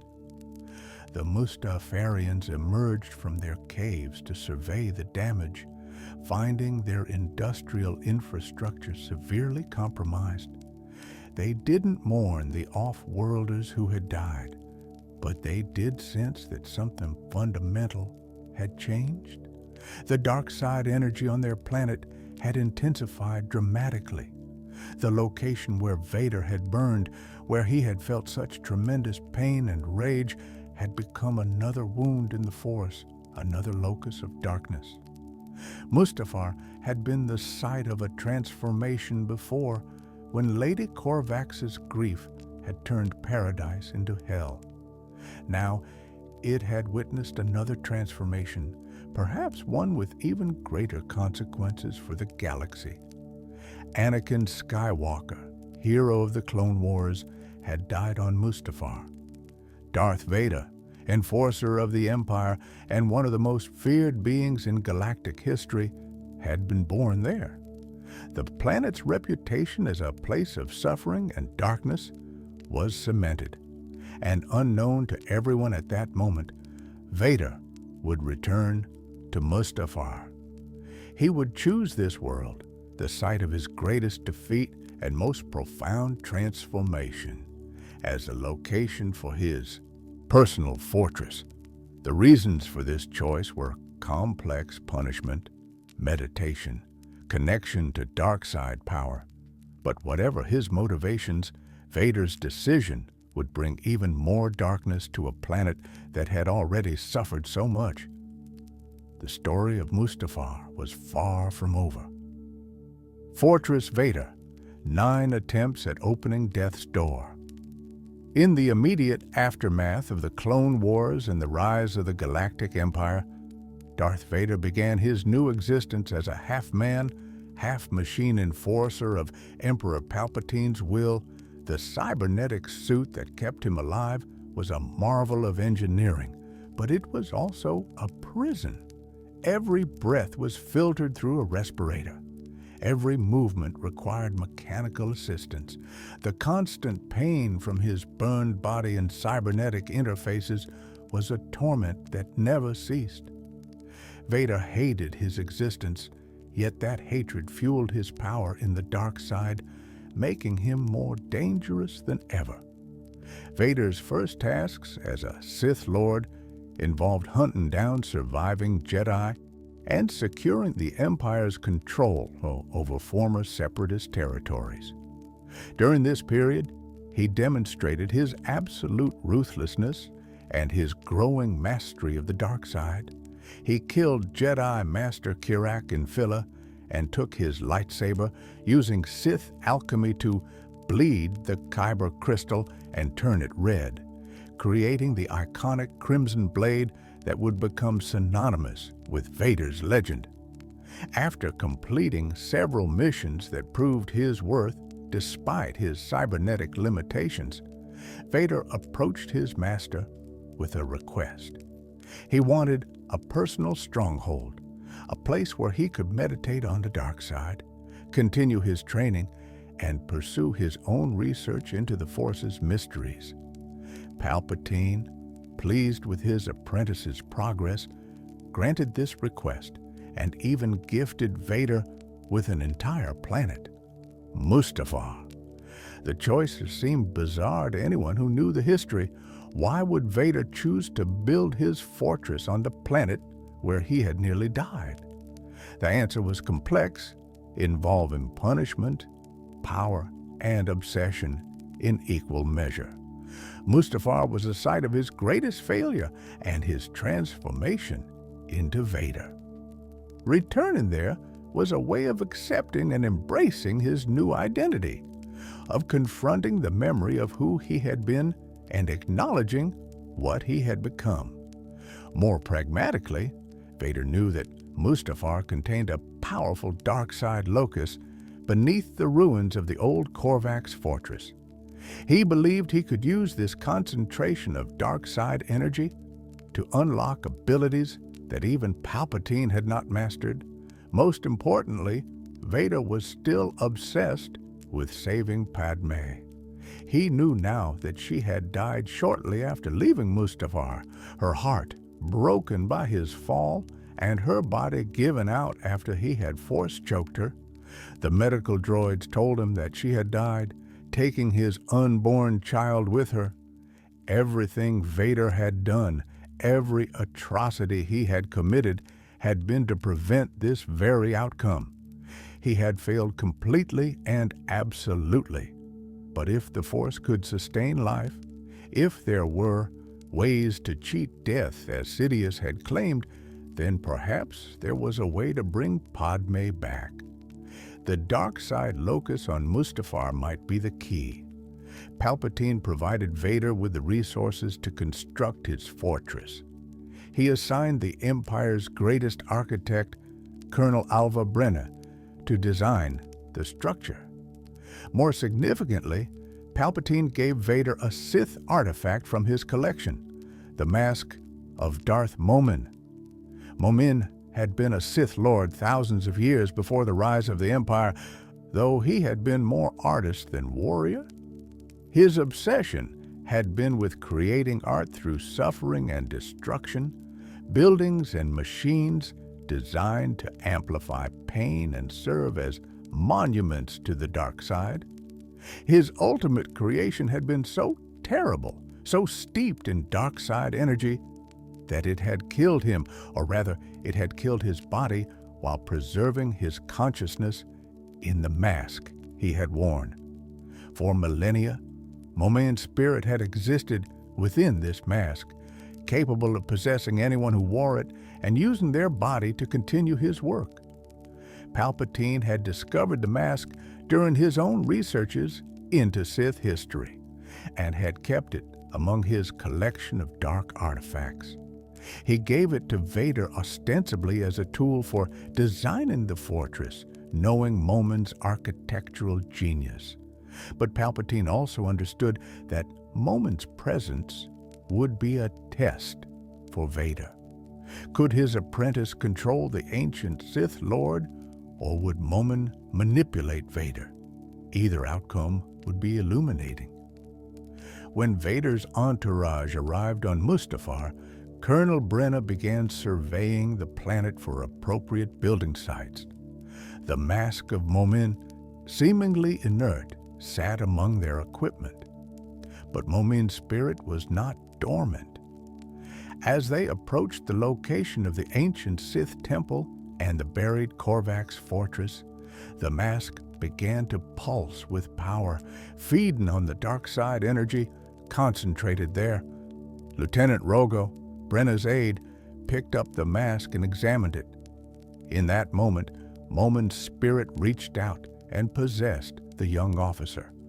Momin used Rogo's body to create a holographic projection of a fortress design, a magnificent and terrible structure that would channel the dark side energies flowing from the locus beneath. When Colonel Brenna discovered what was happening, Momin killed her with a blaster, eliminating the Imperial architect who might have interfered with his plans. Vader arrived to investigate the commotion and killed Lieutenant Rogo, destroying the possessed body.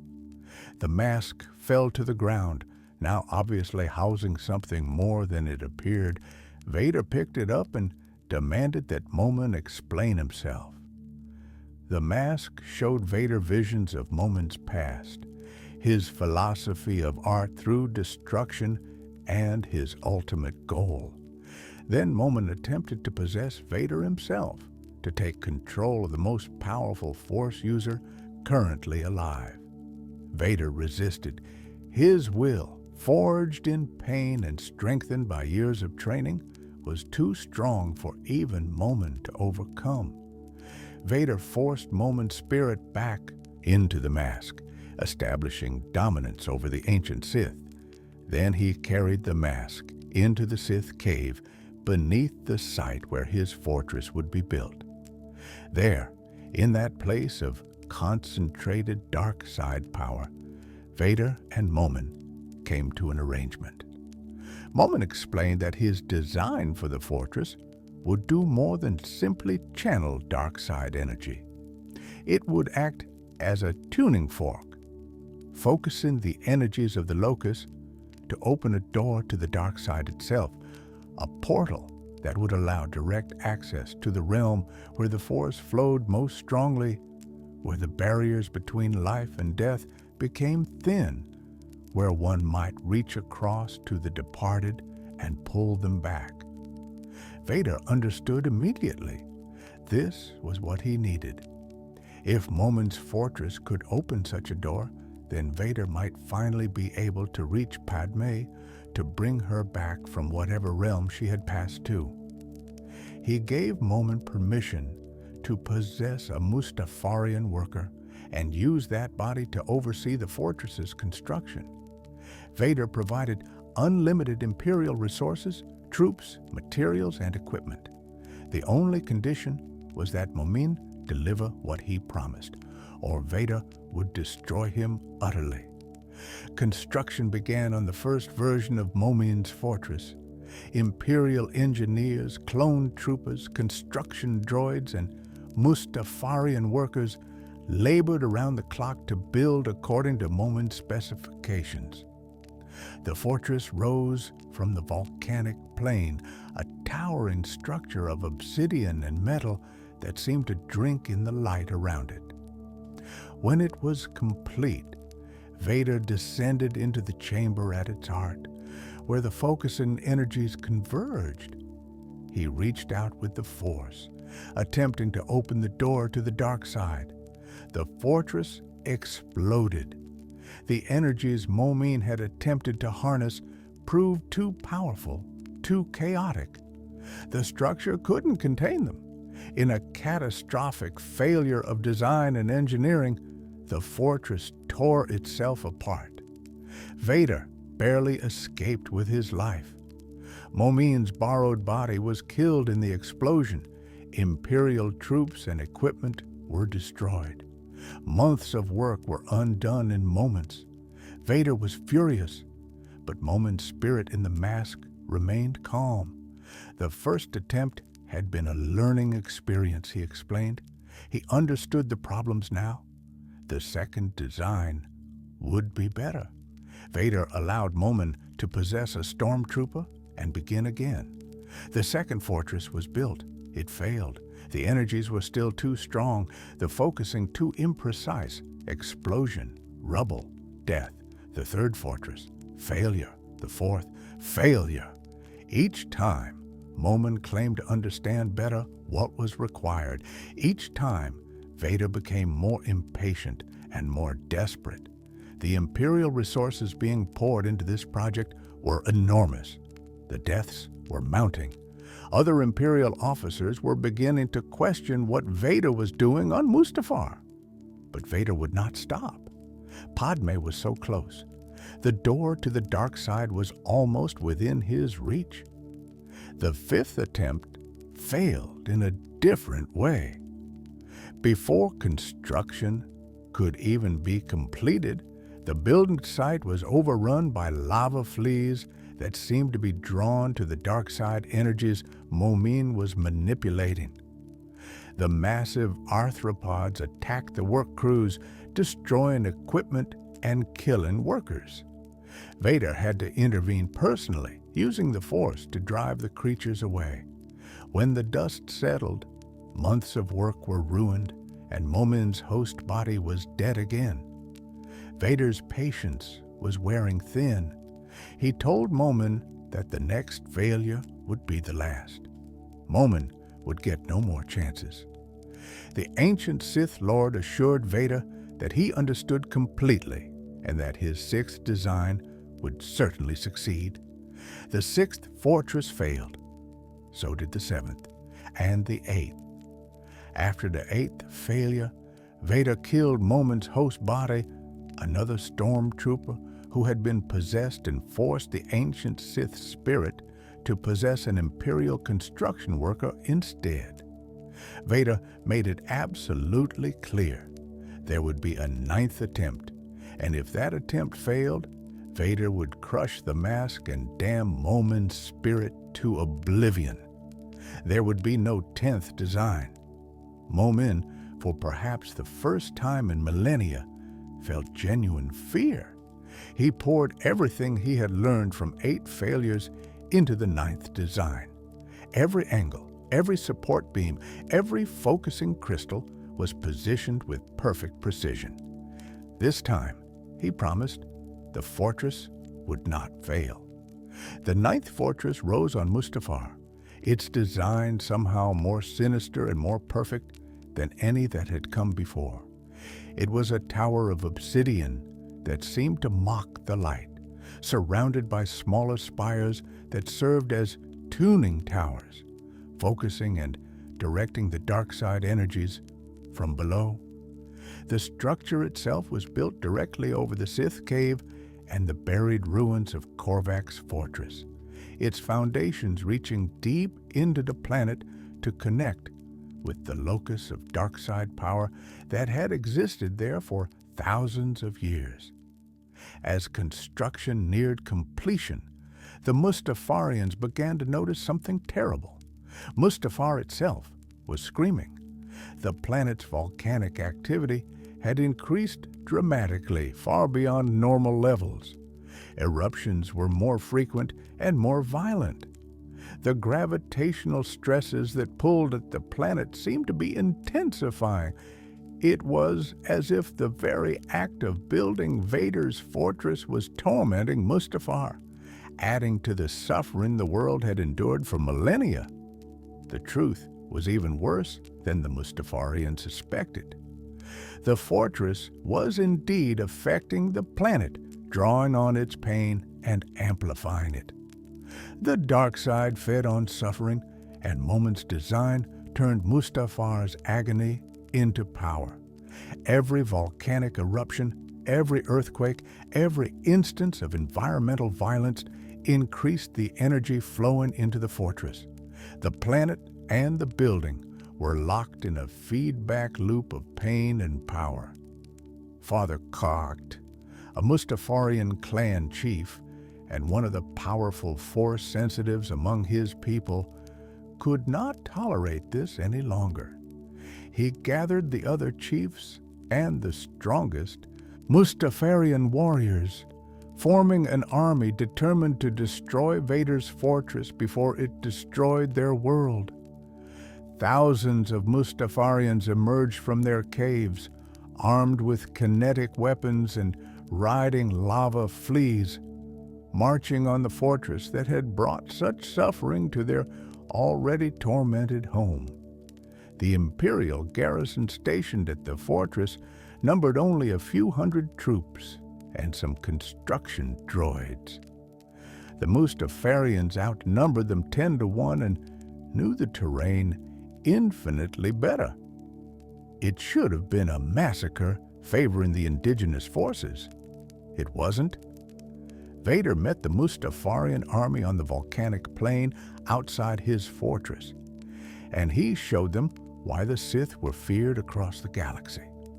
He moved through their ranks like death incarnate, his lightsaber cutting through armor and flesh, his Force powers hurling warriors into lava flows or crushing them beneath fallen rocks. The Mustafarian weapons, effective against most enemies, barely slowed him. Their numbers, their determination, their intimate knowledge of their home terrain, none of it mattered against the raw power of a Dark Lord of the Sith fueled by rage and pain. The Mustafarians fell back, regrouped, and attacked again. Again, Vader threw them back. Finally, Father Kakt and the other Force-sensitive chiefs combined their abilities, using their ancestral connection to Mustafar's lava. They reached out with the Force and commanded the planet's blood, directing a massive flow of molten rock toward Vader and the Imperial garrison. A tsunami of lava roared across the battlefield, consuming everything in its path. The Imperial troops were annihilated, burned to ash in seconds. Vader himself was caught in the flow, his armor scorched, his cybernetics damaged, his systems failing. For a moment, it seemed that the Mustafarians had won. But Vader would not die, not here, not now. Using the last of his strength, he lifted himself above the lava flow with the Force and retreated to his fortress. The structure stood intact despite the volcanic violence around it, testament to Momin's design. Vader entered the central tower, descended to the focusing chamber, and connected himself directly to the fortress's power systems. The ninth fortress finally revealed its true purpose. The tuning towers began to hum with energy. The focusing crystals glowed with dark side power, and Vader, channeling the Force through this magnificent and terrible machine, unleashed the full might of Fortress Vader upon his enemies. The fortress created a localized storm of dark side energy that manifested as a rain of fire. Burning lava fell from the sky, called down by Vader's will through his fortress's amplification systems. The Mustafarian army was obliterated, thousands dying in moments as the volcanic rain consumed them. Father Kakt and the other chiefs tried to shield their people, but they were too few, and Vader's power, amplified by his fortress, was too great. The survivors fled back to their caves, their attack repulsed with catastrophic losses. Vader had won, but he was barely functional. His cybernetics were damaged, his organic components were failing, and he had expended an enormous amount of energy. He should have been celebrating his victory and his fortress's success. Instead, he found himself facing a final betrayal. While Vader had been fighting the Mustafarians, Momin had activated a portal to the dark side himself. The ancient Sith Lord had used the confusion and Vader's distraction to achieve his own goal. The door opened, and through it stepped Momin in his original body, restored after thousands of years of imprisonment in the mask. Momin had played Vader perfectly, using the Dark Lord's obsession with Padme to accomplish his own resurrection. Momin, triumphant in his restored flesh, attacked Vader. He taunted the wounded Dark Lord, calling him weak, claiming that the dark side had rejected Vader because he was too focused on the past, too obsessed with love, a Jedi weakness that proved he had never truly embraced the Sith philosophy. He mocked Vader and Palpatine both, calling them Jedi-obsessed weaklings, compared to the ancient Sith who had understood that the dark side was not a means to an end, but an end in itself. They dueled in the chamber beneath the fortress, two Sith Lords fighting for control of the dark side door. Vader was wounded, exhausted, barely able to stand. Momin was fresh, confident, empowered by his successful resurrection.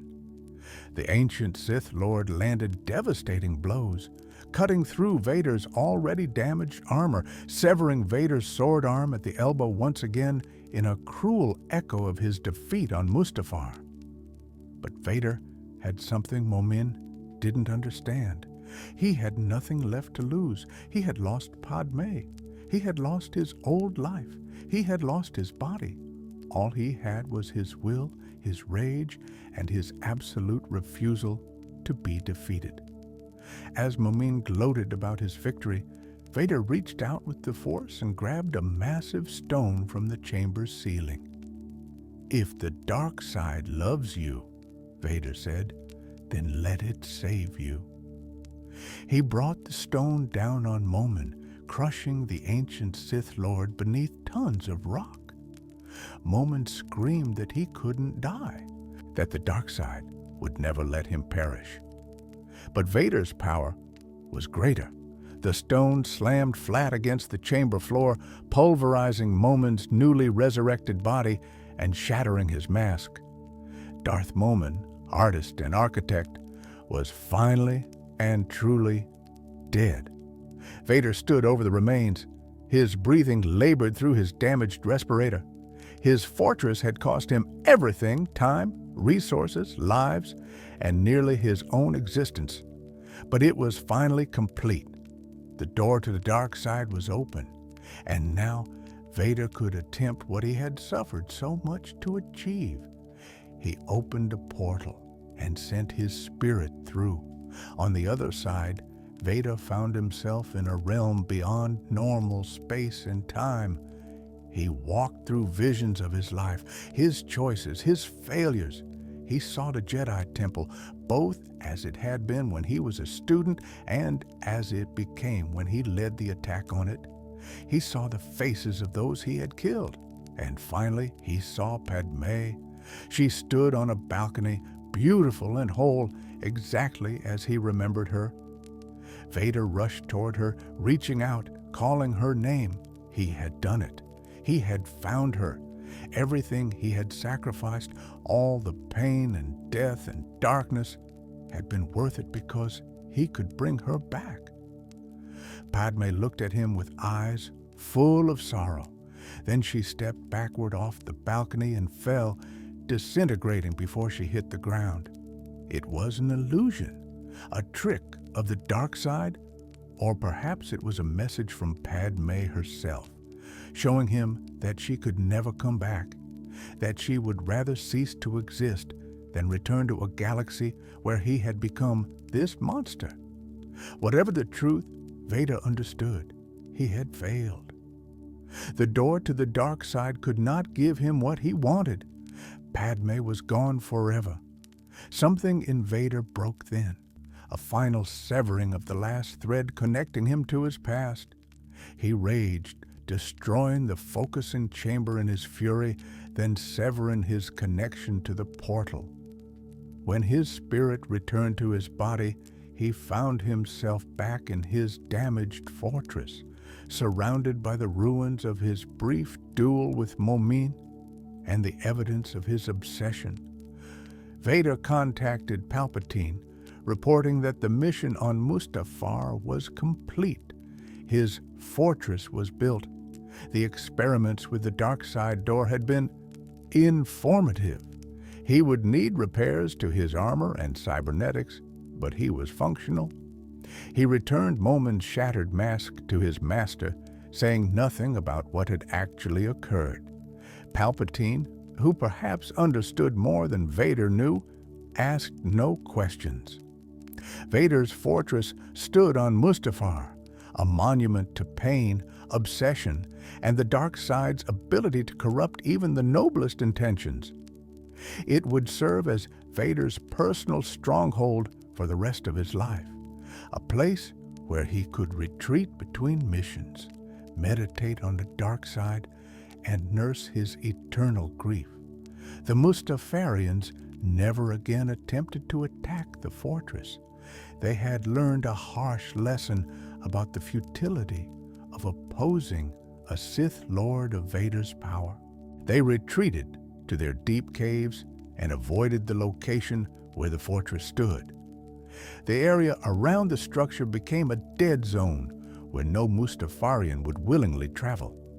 Fortress Vader would gain a reputation across the Empire as a place of fear and death. Captured Jedi were brought there for interrogation and execution. Imperial officers who had failed the Dark Lord would be summoned to Mustafar, knowing that they were unlikely to leave alive. The fortress was where Vader was at his most powerful, able to draw on the dark side energies flowing through his perfectly tuned structure.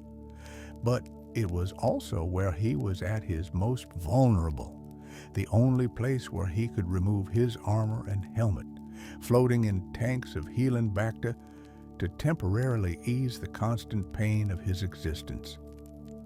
The fortress was attended by a single servant, a man named Vanet. This unfortunate individual had originally been an imperial officer sent to help with the fortress's final construction. But the fumes rising from Mustafar's volcanic vents contained hallucinogenic compounds, and exposure to them had driven Vanet partially insane. He had begun experiencing visions and hearing voices, whether from the dark side itself or simply from his damaged mind, was unclear. Vader, recognizing that Vanet's madness made him completely loyal, kept him on as his personal attendant. Vanet would maintain the fortress, serve his master's needs, and over time become so consumed by his devotion to Vader that he was more an extension of the Dark Lord's will than a person in his own right. The fortress was defended by specialized troops called lava troopers, stormtroopers equipped with armor designed to function in Mustafar's extreme heat. Their breathing apparatus mimicked Vader's own respirator, giving them a distinctive and unsettling appearance. These troops were fanatically loyal to Vader personally, rather than to the Empire in general, and they would serve as the permanent garrison of Fortress Vader. The structure itself, built through 9 attempts and countless sacrifices, perfectly embodied the dark side philosophy. It was a monument to obsession, to suffering, and to the transformation that pain could bring. It stood on one of the galaxy's most inhospitable planets, surrounded by lava and volcanic fury, a black tower of obsidian that seemed to challenge both the light side of the Force and conventional morality itself. Vader had built his fortress. He had opened a door to the dark side. He had discovered that some things, once lost, could never truly be reclaimed. And he had learned that even when you achieve everything you've been striving for, success can taste like ash.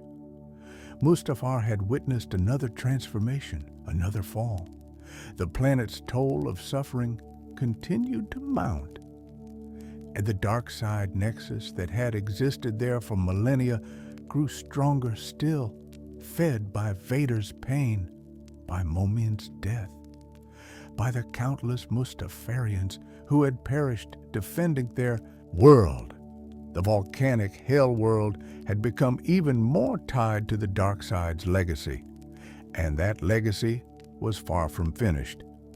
Years passed after Vader's initial attempt to reach Padme through the portal he had opened with Fortress Vader. The Dark Lord served his Emperor, hunting Jedi, crushing rebellions, and enforcing the iron will of the Galactic Empire across the known galaxy. But he never stopped thinking about his wife. He never stopped searching for a way to bring her back. During one of his returns to Mustafar, exploring the depths beneath his fortress, Vader made a discovery that would reignite his obsession.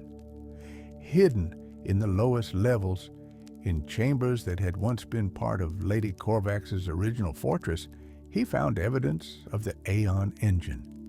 The device itself was in ruins, buried beneath centuries of volcanic ash and rock, its mechanisms corroded and broken. But the plans, inscribed on walls that had somehow survived, told Vader everything he needed to know. Lady Corvax had attempted the same thing he had tried to bring back someone she loved from death. Her attempt had failed, but it had come close. Her husband's spirit had been caught between worlds, trapped but present, able to manifest and interact with the living to some degree. More importantly, Vader learned about the bright star. The crescent-shaped crystal that had once nourished all of Mustafar was still here, hidden in a sanctum sealed by Lady Corvax herself.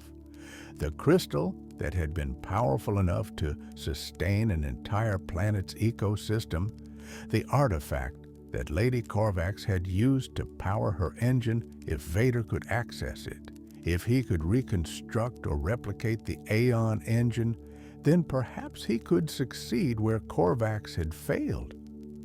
But there was a problem. The sanctum containing the bright star was locked with a mechanism that could only be opened by someone of Corvax's bloodline wielding Lord Dorwin's lightsaber. Vader searched the ruins extensively, and eventually he found the weapon. The hilt was ancient, its design predating the standard forms used during the Republic era, but it was still functional. The lightsaber was more than just a weapon, it was a key, encoded with genetic markers that would recognize someone descended from Lady Corvax. Vader had the key, but he himself could not use it. He was not of Corvax's bloodline. He needed to find someone who was, and given that Corvax had lived thousands of years before the Galactic Republic, finding a descendant seemed nearly impossible. But Vader was nothing if not persistent. He would search the galaxy if necessary. He would track down every lead, pursue every possibility. Somewhere out there was someone whose blood carried the mark of the ancient Force user who had destroyed this world. The search took years. Vader deployed Imperial intelligence, utilized the Empire's vast databases, and personally investigated any hints or rumors about individuals who might have connections to ancient Force-sensitive bloodlines. He worked in secret, telling no one, not even Palpatine, about what he was seeking. This was his project, his obsession, and he would not share it with anyone who might try to stop him or steal his discovery. Finally, he found a lead, a smuggler operating in the Outer Rim, captain of a ship called the Windfall, who had demonstrated subtle Force abilities without any training. The genetic markers, when Vader obtained and analyzed them, showed a match.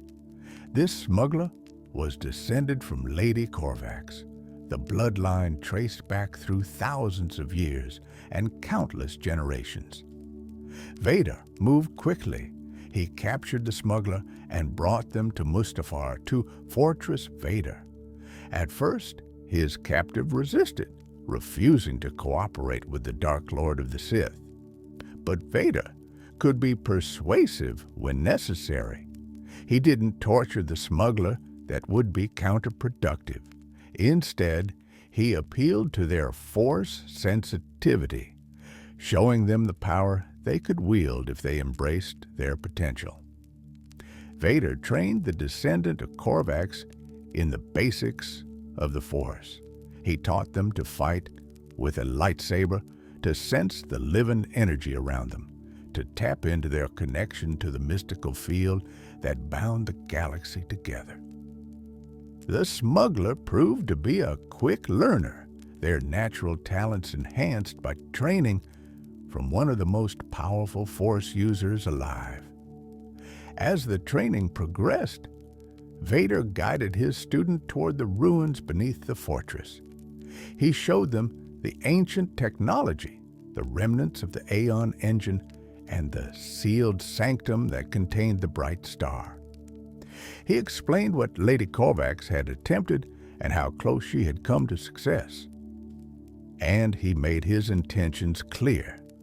Together, they would finish what Corvax had begun. They would perfect the technique, and Vader would finally bring Padme Amidala back from death. The smuggler realized the full scope of Vader's plan with growing horror. They understood now why they had been captured, why they had been trained. They were not a student being uplifted, they were a tool being prepared for use. And the consequences of Vader's plan would be catastrophic. If activating the Aeon engine once had destroyed Mustafar's ecosystem and created a volcanic hellscape, what would activating it again do? The planet could be destroyed entirely. Billions could die as the gravitational effects spread beyond Mustafar to neighboring systems. Yet, what choice did the smuggler have? They were trapped on Mustafar in Vader's fortress, surrounded by lava troopers and under the constant watch of the Dark Lord himself. To refuse would mean death. To attempt escape would be futile. Then the smuggler encountered Lord Dorwin Korvax's spirit. The Black Bishop had been trapped between worlds for thousands of years, neither fully alive nor completely dead, his consciousness preserved by the bright star's corrupted energy. He had watched his wife's descent into madness, had seen Mustafar transform from paradise to hell, had witnessed the Sith who came to his world seeking the same dark knowledge that had destroyed his civilization. Dorwin understood better than anyone the price of trying to cheat death. Dorwin appeared to the smuggler during their training, manifesting as a ghostly presence that only the descendant of his beloved could see clearly. He told them the full story of what Lady Korvax had done and why she had done it. He explained that he had been trying for millennia to end his own cursed existence, but could not break free while the bright star remained corrupted and active. He begged his descendant to destroy the crystal, to end the power source that kept him trapped, and most importantly, to stop Vader before the Dark Lord could activate the Aeon engine again. The smuggler now faced an impossible choice: obey Vader and potentially save someone the Dark Lord loved while dooming countless others, or resist Vader and prevent another catastrophe, but ensure their own death and dash any hope of ending Dorwin's suffering. Vader, unaware of Dorwin's intervention, proceeded with his plan. He had located the original Aeon engine's foundations and rebuilt the device using Imperial technology and his own understanding of the Force. The new engine was more sophisticated, more precisely calibrated, and connected directly to Fortress Vader's tuning towers to help control the massive energies it would unleash. Everything was ready. Vader simply needed the smuggler to unlock the bright star sanctum. The smuggler, wielding Lord Dorwin's lightsaber, opened the sealed chamber. Inside, exactly as Lady Korvax had left it thousands of years ago, sat the bright star. The crystal pulsed with light, not the pure life-giving radiance it had once possessed, but something darker and more chaotic. Millennia of imprisonment and the trauma of its misuse had twisted the bright star's nature. It was wounded, corrupted, a shadow of its former power, but still immensely potent. Vader carefully extracted the crystal from its resting place and installed it into the Aeon engine. The moment the connection was established, energy began to flow. The device hummed to life, its mechanisms channeling the bright star's power. The tuning towers of Fortress Vader activated, focusing and amplifying the energies. A beam of brilliant, terrible light shot upward from the fortress, piercing Mustafar's perpetually ash-clouded sky and reaching toward space itself. In that beam, something began to form, a shimmering outline, translucent and unstable, that slowly took on more definition. It was the shape of a woman, the features gradually becoming clearer. Padme Amidala, or the beginning of something that could become her, was materializing from the energy of the bright star. Vader stood transfixed, reaching toward his dead wife, calling her name. After all these years, after all his failures, success was finally within his grasp. Padme would return. Their love would be restored.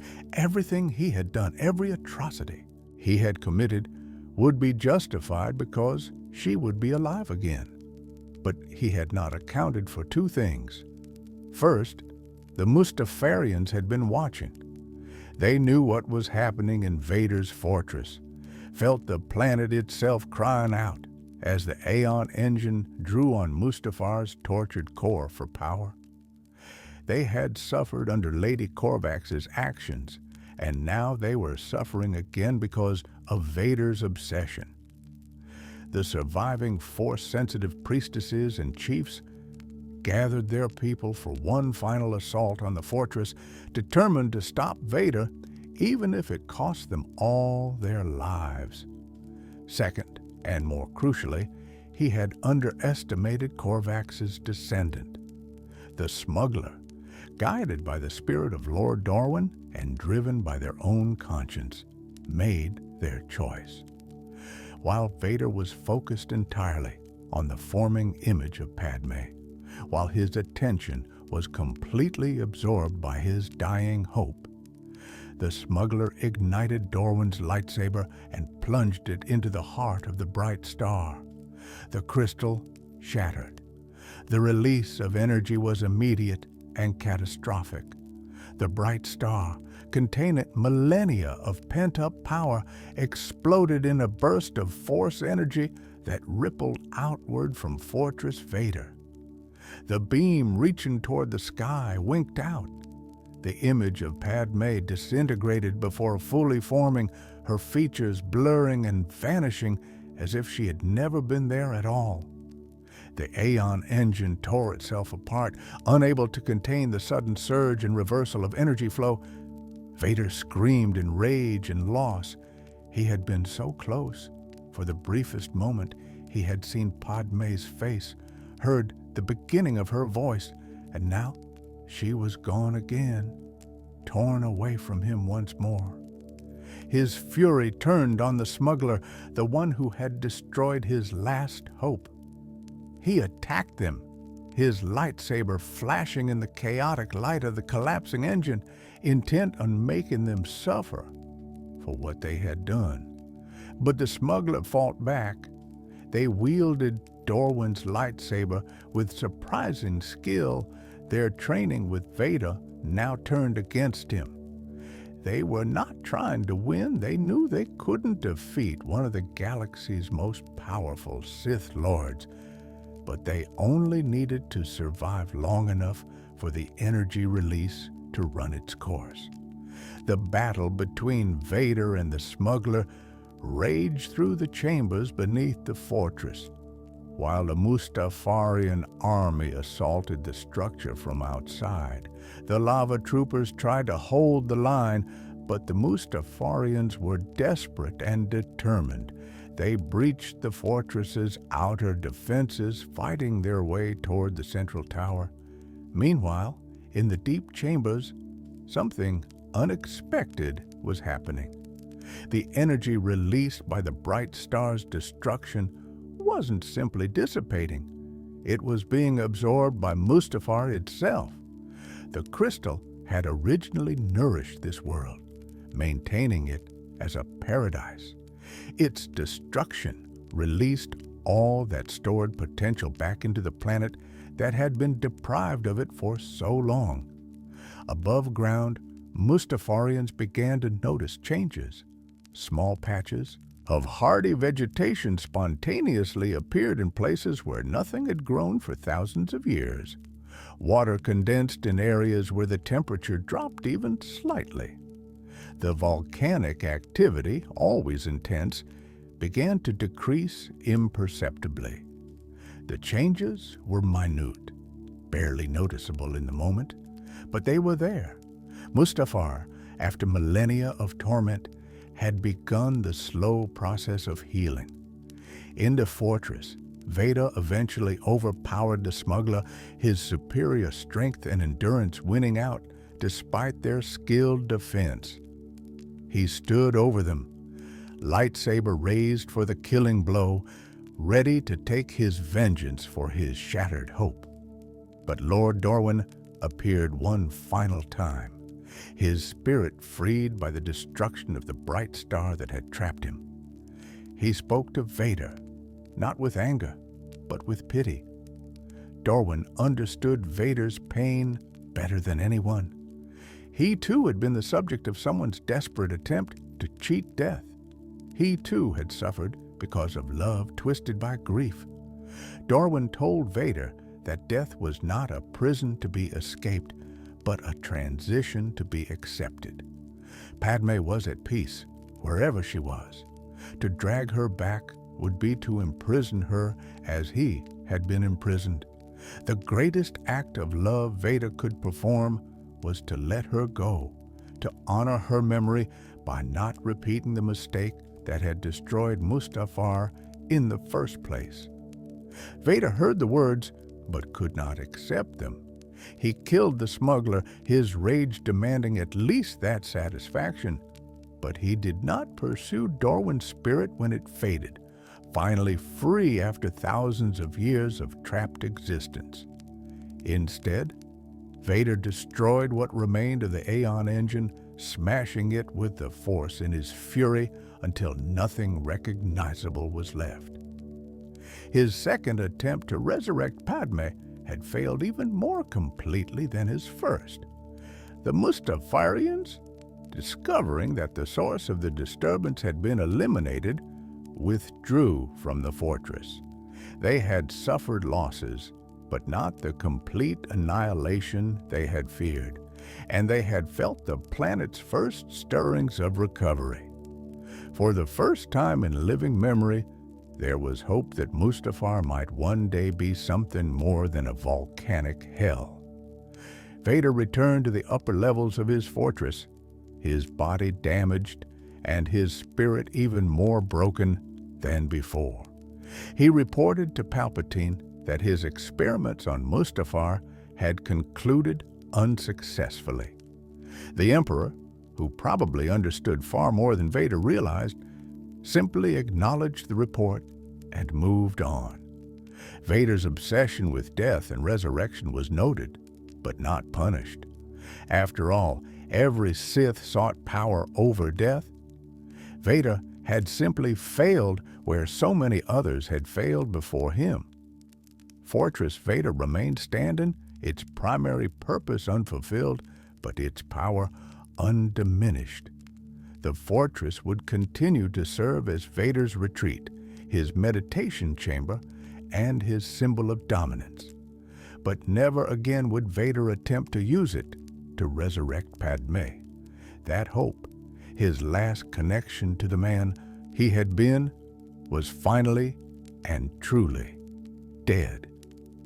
The destruction of the bright star had released its energy back into Mustafar, beginning a process that would take decades to show significant results. The changes were so gradual that anyone who didn't spend years studying the planet would never notice them. But they were real. Where there had been only lava and ash, tiny extremophile plants began to grow. Where the temperature had been uniformly deadly, microclimates formed where conditions were slightly less hostile. The air, while still toxic, became fractionally less so. Springs of water, heated but liquid, began to seep from the ground in scattered locations. The Mustafarians recognized what was happening, even if outsiders did not. Their priestesses declared that the ancient wound was finally beginning to close, that Lady Corvax's theft and the bright star's corruption had been undone at last. They spoke of a future, distant but possible, when Mustafar might become livable again. Not the paradise it had been that was lost forever, but perhaps something better than the hell it had become. The seeds of recovery had been planted. They would take time to grow, time that would span the fall of the Empire and the rise of new powers in the galaxy. But they would grow, nurtured by the very energy that had been stolen from Mustafar so many thousands of years ago. The Galactic Civil War and Imperial Era. During the height of the Galactic Empire, Mustafar remained one of the galaxy's most obscure and inhospitable worlds. Few beyond the Mustafarians themselves, Imperial personnel stationed there, and the criminals who used it as a base knew or cared about the volcanic planet in the Atravis sector. This obscurity suited both Vader and the Empire perfectly. Mustafar served as a location where things could be done far from prying eyes. Fortress Vader became known within Imperial circles as a place of terror. Officers who were summoned to Mustafar knew they had displeased the Dark Lord and were unlikely to return. Captured Jedi, the few who survived Vader's initial purges, were sometimes brought to the fortress for interrogation. The dark side nexus there, strengthened by centuries of Sith presence and Vader's own activities, made it an ideal location for breaking the will of Force sensitives who still clung to the light. During the Galactic Civil War, after the destruction of the Death Star at the Battle of Yavin, Vader used his fortress as a strategic planning center. Admiral Kendall Ozzel and General Maximilian Veers were summoned there to discuss the Empire's response to the growing rebellion. Standing on the balconies of Fortress Vader, overlooking the lava flows that had nearly killed him decades earlier, Vader and his officers planned the campaigns that would lead to the Battle of Hoth and beyond. The planet also saw use as an interrogation site for captured rebels. One particularly significant incident involved Jedi Kanan Jarrus, who was interrogated aboard a Star Destroyer in orbit above Mustafar. The Empire had learned that the planet's dark side energy could enhance their interrogation techniques, even when the subject wasn't actually on the surface. The ambient dark side presence in the system was strong enough to affect Force sensitives within the Mustafar star system itself. For the Mustafarians, these were years of continued suffering under Imperial rule. The Techno-Union had been dissolved after the Clone Wars, its assets seized by the Empire. The Mustafarians had initially hoped this might mean freedom from corporate exploitation. Instead, they found themselves directly under Imperial control, which was often worse. The Empire was less interested in maintaining working relationships and more focused on extracting maximum value with minimum concern for indigenous populations. A new corporation, Mensix Corp, established mining operations on Mustafar, building facilities that closely resembled the old Kleger installations. The work continued much as it had before southern Mustafarians mining lava. Northern Mustafarians serving as guards and supervisors, everyone working to extract valuable minerals from their tormented homeworld. The only difference was that now their overseers wore Imperial uniforms instead of corporate badges. Some Mustafarians, seeing no other path forward, actually supported the Empire. If they had to be ruled by outsiders, at least the Empire brought a degree of order and predictability. These collaborators were viewed with contempt by other Mustafarians who remembered their people's independence and resented any cooperation with the forces that had taken it away. But the collaborators argued they were being practical.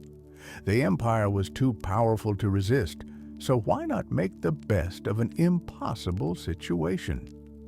The truth was that Mustafar had become irrelevant to the larger galactic conflict. The rebellion focused its efforts on more strategic targets. The Empire used the planet as a backwater outpost and interrogation facility, but didn't invest significant resources there. The only being who truly cared about Mustafar was Vader, and his interest was personal rather than strategic. Vader would periodically return to his fortress to meditate, to heal in his bacta tanks, and to wrestle with the memories that haunted him. Every return to Mustafar reminded him of his failures, his defeat by Obi-Wan, his inability to save Padme, his transformation into the very thing he had sought to destroy. Yet he could not stay away. The planet called to him, its dark side energies resonating with his own tortured spirit. Vanay, Vader's loyal servant, maintained the fortress during his master's absences. The strange man, driven partially insane by exposure to Mustafar's hallucinogenic volcanic fumes, wandered the empty halls and spoke to shadows he claimed were the ghosts of those Vader had killed. He preserved everything exactly as Vader wanted it, waiting always for his master's return. In some ways, Vanay became a symbol of what Mustafar did to those who stayed too long. It broke something fundamental in the mind, leaving behind beings who were functional but fundamentally damaged. When the Battle of Endor resulted in Vader's death and the Emperor's apparent destruction, Mustafar's status changed overnight. Fortress Vader was suddenly without its master. The lava troopers who had guarded it found themselves without orders or purpose. Many simply left, seeking new employment elsewhere in the fragmenting empire. Vanay remained unable or unwilling to leave the fortress that had become his entire world. The Mustafarians, hearing news of Vader's death, felt a complicated mix of emotions. He had been their tormentor, the Sith Lord whose fortress had caused their planet to scream with pain. Yet he had also been a constant presence, a known quantity in a galaxy that was rapidly becoming unpredictable. With Vader gone and the Empire collapsing into warlord states, what would happen to Mustafar? For a time, not much changed. The planet was too remote and too hostile for anyone to care about controlling it immediately. The mining operations continued, now under the management of various criminal enterprises that moved into the power vacuum left by Imperial collapse. The Black Sun Syndicate, which had maintained a presence on Mustafar during the Imperial era, expanded its operations. Zitontown grew as criminals, smugglers, and those seeking to escape the chaos of the larger galaxy came to a world where no one asked questions and everyone minded their own business. Fortress Vader fell into disrepair. Without Vader to channel power through its focusing systems, without constant maintenance from Imperial engineers, the volcanic environment began to take its toll. The obsidian walls that had seemed eternal started to crack. The tuning towers corroded. The repulsor systems that had kept certain structures elevated failed, and portions of the fortress collapsed into the lava flows below. The magnificent and terrible structure that had been the pinnacle of Sith architecture slowly crumbled into ruins. Yet even in ruins, the fortress retained its dark power. The decades of Vader's presence, the deaths that had occurred there, the dark side energies that had been channeled through its foundations, all of this left a permanent mark. Fortress Vader became a haunted place, shunned by the Mustafarians and feared by those few outsiders who knew of its existence. Vanay refused to abandon his post. He lived in the decaying fortress, sometimes claiming to hear Vader's voice, other times insisting he could see his master's spirit walking the halls. Whether these were genuine Force phenomena or the hallucinations of a damaged mind was unclear. Perhaps it didn't matter. Vanet was the last guardian of Vader's legacy on Mustafar, a broken man preserving a monument to a dead master. But Mustafar itself was not done with its story. The destruction of the bright star years earlier had set in motion changes that were still unfolding.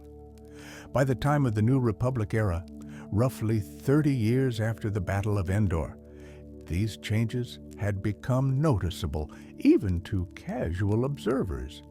Areas of Mustafar that had been entirely volcanic were developing patches of vegetation, sparse, hardy plants adapted to extreme conditions, but vegetation nonetheless. In some locations, particularly around the ruins of Fortress Vader, something unexpected had emerged.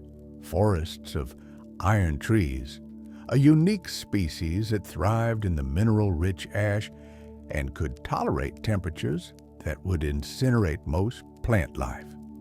These trees grew in twisted, blackened forms, their wood impregnated with metallic compounds that made them incredibly dense and heat-resistant. The forests were small, mere fragments of what a healthy ecosystem would be, but they represented something Mustafar hadn't seen in thousands of years: new life taking root. The Mustafarians called this area Korvax Fen, naming it after the woman whose actions had destroyed their world and whose artifact's destruction was now healing it. The Fen was a swampy region fed by underground springs where the temperatures were merely scorching rather than instantly lethal. The soil, irrigated by what the Mustafarians believed were Lady Korvax's tears, more likely just groundwater heated and, filtered through volcanic rock, proved capable of supporting the iron trees and other extremophile plants. As the galaxy moved into the era of the First Order and the Resistance, Mustafar entered a new phase of its existence. The planet was no longer simply a volcanic hell. It was a world in transition, caught between its nightmarish past and the possibility of a better future. And that transition would attract new attention, including from someone who carried Vader's blood and shared his obsession with power. Kylo Ren's pilgrimage. 35 years after the Battle of Endor, the galaxy once again teetered on the brink of war. The First Order, risen from the ashes of the Empire, sought to reclaim control of the galaxy. Standing against them was the Resistance, led by General Leia Organa Vader's daughter, though she rarely acknowledged that connection. And caught between these forces was her son, Ben Solo, who had taken the name Kylo Ren and had embraced the dark side as his grandfather had before him. Kylo Ren was obsessed with Darth Vader in a way that would have horrified those who knew the truth about Anakin Skywalker's redemption. To Kylo, Vader represented power, strength, and the willingness to do whatever was necessary to achieve one's goals. He collected Vader's artifacts, meditated before his grandfather's burned helmet, and sought to emulate Vader's ruthlessness while exceeding his power. When a mysterious transmission echoed across the galaxy, a message from the supposedly dead Emperor Palpatine announcing his return, Kylo Ren recognized a threat to his authority as supreme leader of the First Order. He needed to find Palpatine before anyone else to either destroy the Phantom Emperor or to learn from him. But Palpatine's location was hidden, buried in the unknown regions on a planet called Exegol that didn't appear on any star charts. Finding Exegol required a Sith Wayfinder, an ancient navigational device that could plot courses through the dangerous hyperspace routes leading to the hidden Sith worlds. Only two such wayfinders were known to exist. One had belonged to Palpatine himself and was presumably on Exegol with him. The other had belonged to Darth Vader. Kylo Ren knew exactly where to look. If Vader had possessed a wayfinder, it would be on Mustafar, in the ruins of Fortress Vader. The dark side of the Force was strong there, and such an important artifact would have been kept close to where Vader felt most powerful. Kylo Ren and a detachment of First Order stormtroopers traveled to Mustafar. When their ships descended through the planet's atmosphere, they found something unexpected. The volcanic hell world they had been expecting was still there. The lava flows still raged. The toxic atmosphere still choked the skies, but there were also forests. Small groves of iron trees clustered around the ruins of Vader's fortress, their blackened trunks reaching upward like grasping fingers. This was Korvax's fen, and it was guarded. The Alazmec of Winset were a Sith cult that had emerged in the aftermath of the Empire's fall. They came from the planet Winset, drawn to Mustafar by legends of Darth Vader and the power he had wielded. The Alazmec believed that the soil of Korvax's fen, soaked in what they considered holy water, actually just mineral-rich groundwater, held special properties. They believed that meditating in these forests, near the ruins of Vader's castle, would allow them to tap into the Dark Lord's legendary power. The Alazmec had established themselves as the guardians of Fortress Vader's ruins. They planted iron trees, cultivating the small forests in what they saw as a sacred duty to restore Mustafar and honor Vader's memory. They were not particularly numerous or well-armed, but they were fanatically devoted to their self-appointed mission, and they possessed something Kylo Ren needed: Vader's Sith Wayfinder. The Wayfinder had been in the fortress when Vader died, and in the decades since, the Alazmec had recovered it from the ruins. They kept it as a holy relic, a piece of Vader's legacy that they swore to protect. When Kylo Ren and his stormtroopers entered Korvax's fen and approached the ruins, the Alazmec confronted them. The cultists wore distinctive masks and ceremonial armor, and they carried weapons that were more ritual than practical. They declared that they would not bow to anyone except the Dark Lord himself, and Kylo Ren, grandson though he was, did not qualify. They challenged him to prove he was worthy of Vader's legacy. Kylo Ren was not in the mood for challenges or tests. He ignited his distinctive cross-guard lightsaber and attacked. What followed was less a battle than a massacre. The Alazmec fought bravely, but they were cultists and pilgrims, not warriors trained to face a Force user of Kylo's caliber. His lightsaber carved through them, while his stormtroopers gunned down those who tried to flee. Kylo Ren moved through the iron tree forest like a storm of rage, cutting down anyone who stood between him and his grandfather's Wayfinder. Within minutes, the Alazmec of Winset were destroyed. Their bodies lay scattered among the iron trees, their blood soaking into the soil they had considered sacred. Kylo Ren stood amid the carnage, breathing heavily, his rage temporarily satisfied. Then he proceeded deeper into the ruins of Fortress Vader. The fortress was a shadow of what it had been. The main tower had partially collapsed. The tuning spires that had once focused dark side energies lay broken on the ground or jutting up at odd angles.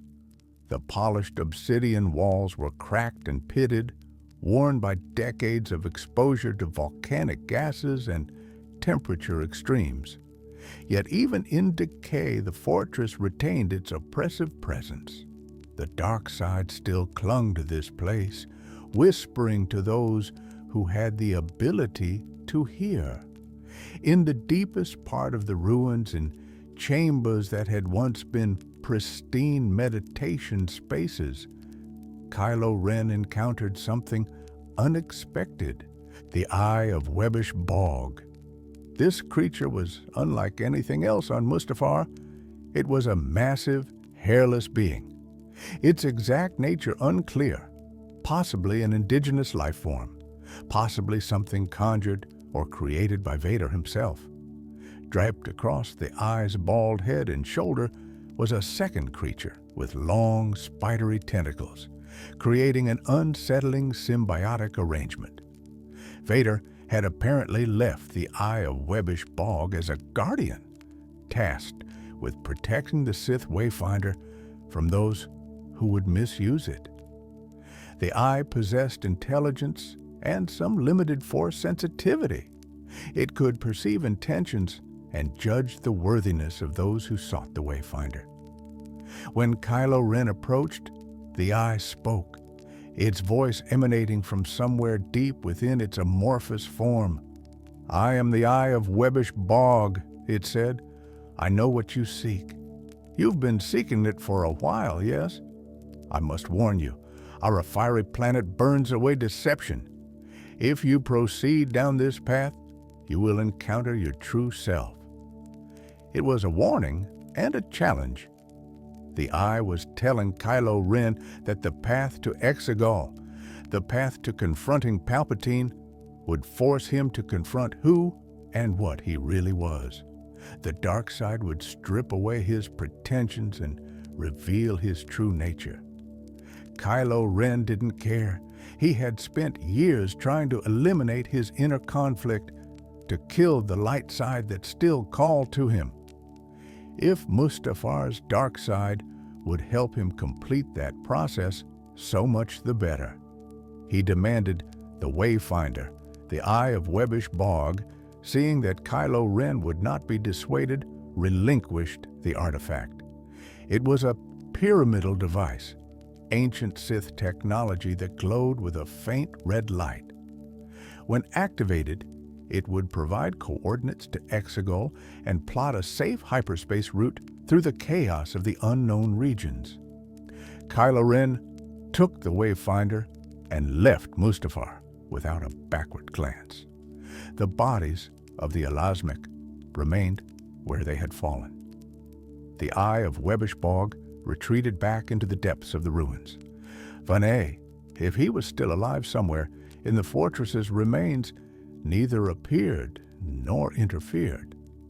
The supreme leader of the First Order had come to Mustafar seeking a key to power, and he had obtained it.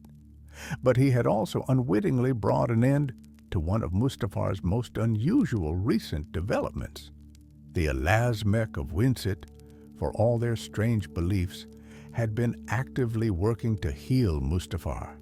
They planted trees, maintained the small groves that had emerged in Korvac's fen, and spoke of eventual restoration. With them gone, that work would stop. The iron tree forests would have to continue growing on their own, no longer tended by devoted hands. The Mustafarians, observing from their deep caves as they always did when outsiders came to their world, saw the massacre in Korvac's fen and the departure of Kylo Ren's forces. They did not mourn the Alasmec, who had been off-worlders with strange ideas, but they noted the destruction of one of the few groups that had actually been trying to help Mustafar recover. As Kylo Ren's ship left the planet's atmosphere, heading toward a confrontation that would eventually lead to the final confrontation between the First Order and the Resistance, Mustafar returned to its usual state, isolated, largely ignored, slowly healing from millennia of wounds. This would be Mustafar's final appearance in the Skywalker saga, but it was a fitting one. The planet that had witnessed Anakin Skywalker's fall now witnessed his grandson's descent into darkness. The world that had been transformed by one woman's grief had now enabled another's grandson to pursue the legacy of pain and power that his grandfather had left behind. Mustafar, as always, was a place of transformation, rarely for the better. Legacy and the slow healing. Decades after Kylo Ren's pilgrimage and the final defeat of Palpatine at the Battle of Exegol, Mustafar remains one of the galaxy's most notorious worlds. The planet's reputation is firmly established. It is a place where Anakin Skywalker became Darth Vader, where some of the galaxy's most significant dark side activities occurred, and where the Sith presence was felt most strongly outside of their ancient homeworlds. Yet Mustafar is more than just a monument to the dark side. It is a world still in transition, still healing from the catastrophe that Lady Corvax unleashed thousands of years ago. The destruction of the bright star initiated a process of environmental recovery that continues to this day. The changes are slow, measured in decades and centuries rather than years, but they are real and observable. The iron tree forests of Corvax Fen continue to spread, albeit slowly. Each generation of trees produces seeds that can germinate slightly further from the established groves, gradually expanding the areas of vegetation. Other hardy plant species have begun to appear, likely evolved from organisms that survived in underground caves and are now adapting to life on the surface. The lava flows, while still present and still dangerous, have decreased in frequency and volume compared to what they were during the height of Mustafar's volcanic period. The Mustafarians watch these changes with cautious hope. Their priestesses speak of prophecies that Mustafar will one day return to something resembling its original state, though they acknowledge this transformation will take thousands more years. In the meantime, the Mustafarians continue their existence much as they have for millennia, mining their planet's resources, maintaining their culture, and adapting to whatever changes come their way. The ruins of Fortress Vader stand as a reminder of a darker time. The fortress is now little more than broken walls and collapsed towers, slowly being buried beneath volcanic ash and overgrown by iron trees. It has become a place of pilgrimage for dark side cultists and historians of Sith lore, though few who visit it report positive experiences. The dark side nexus that exists there has not weakened with time. If anything, decades of neglect have allowed the darkness to seep deeper into the foundations, creating an atmosphere of oppression and fear that affects even non-Force sensitives. Vinay's ultimate fate remains unknown. Some claim he still lives in the fortress ruins, an ancient and completely mad guardian of his dead master's legacy. Others believe he died years ago, and what people occasionally report seeing is his ghost, doomed to haunt the fortress for eternity. The truth, as with so much about Mustafar, is obscured by legend, rumor, and the difficulty of verifying anything on such a hostile world. The planet's strategic importance has diminished even further in the post-Empire galaxy.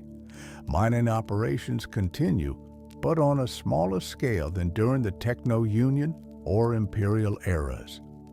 Mustafar exports rare minerals to systems that need them for specialized manufacturing, but it is no longer the major resource world it once was. The criminal underworld still maintains some presence, using Mustafar's remoteness and harsh conditions as natural security for their operations. But even this has decreased as safer havens have emerged elsewhere.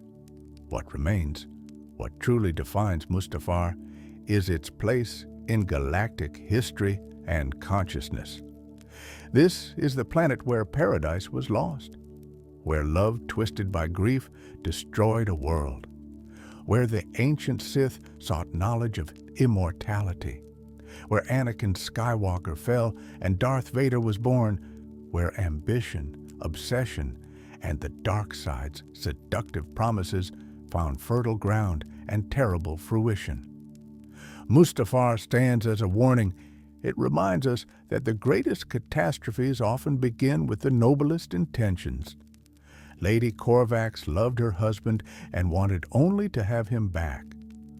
Anakin Skywalker loved Padme and wanted only to save her from the death he had foreseen. Both destroyed themselves and caused untold suffering because they could not accept loss, could not let go, could not understand that some things cannot and should not be reclaimed. The planet also demonstrates the resilience of life and the possibility of healing. Despite thousands of years as a volcanic hellscape, despite being corrupted by the dark side, despite serving as the site of terrible tragedies and crimes, Mustafar endures. More than that, it recovers. Slowly, painfully, imperfectly, but it recovers. The bright star's energy, finally freed to flow back into the world it once nourished, works its healing magic even now. Nature, given enough time and opportunity, can reclaim even the most damaged places. For the Mustafarians, their world's history is a source of both pride and sorrow. They survived when their planet was destroyed. They adapted when they should have gone extinct. They maintained their culture, their language, and their identity despite centuries of exploitation by corporate interests and imperial forces. They are living proof that a people can endure even the worst catastrophes if they are resilient enough and determined enough.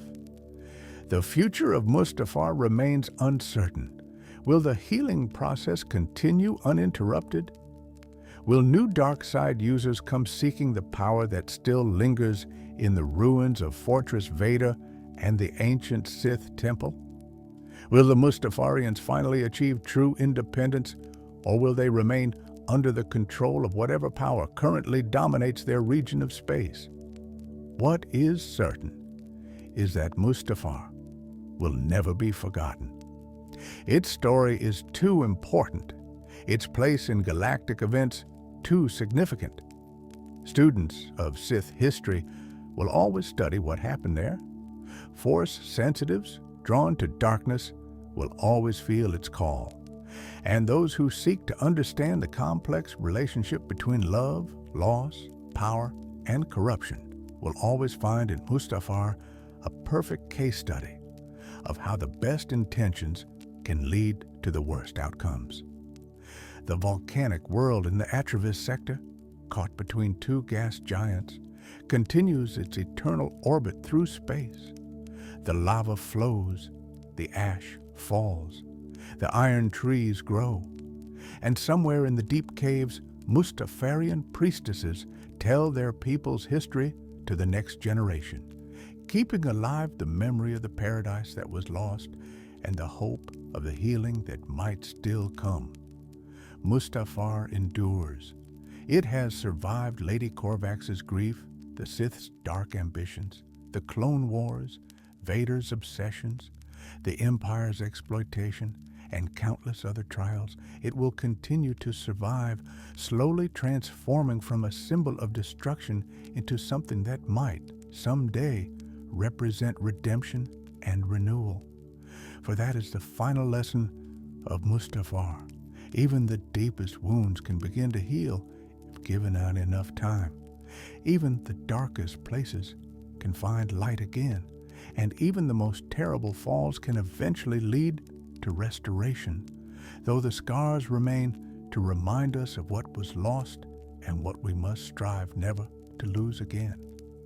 Thank you for joining us on this comprehensive journey through the entire history of Mustafar, from its days as a paradise world nourished by the bright star, Through its catastrophic transformation into a volcanic hellscape, to its current slow healing process, Mustafar's story is one of the most tragic and compelling in all of Star Wars lore. If you enjoyed this deep dive into one of the galaxy's most significant planets, please like this video and subscribe to Sith Lore for more explorations of the dark side's greatest secrets, most powerful artifacts, and most important locations. Hit the notification bell so you never miss an episode as we continue to uncover the hidden histories that shape the Star Wars galaxy. What other planets would you like us to investigate? Should we explore Korriban, the ancient birthplace of the Sith, Moraband, where the dark side still echoes, or perhaps Exegol, the hidden world of the Sith Eternal? Let us know in the comments below what dark corner of the galaxy you'd like us to illuminate next. Remember, the Force has a light side and a dark side, but understanding both is essential to comprehending the full scope of galactic history. Until next time, may the Force serve you well, and may you never forget the lessons that worlds like Mustafar have to teach us. This has been Sith Lore. Thanks for watching, and sleep well knowing that somewhere out there, in the Atravis sector of the Outer Rim, Mustafar continues its slow journey from hell towards something that might one day become paradise once more.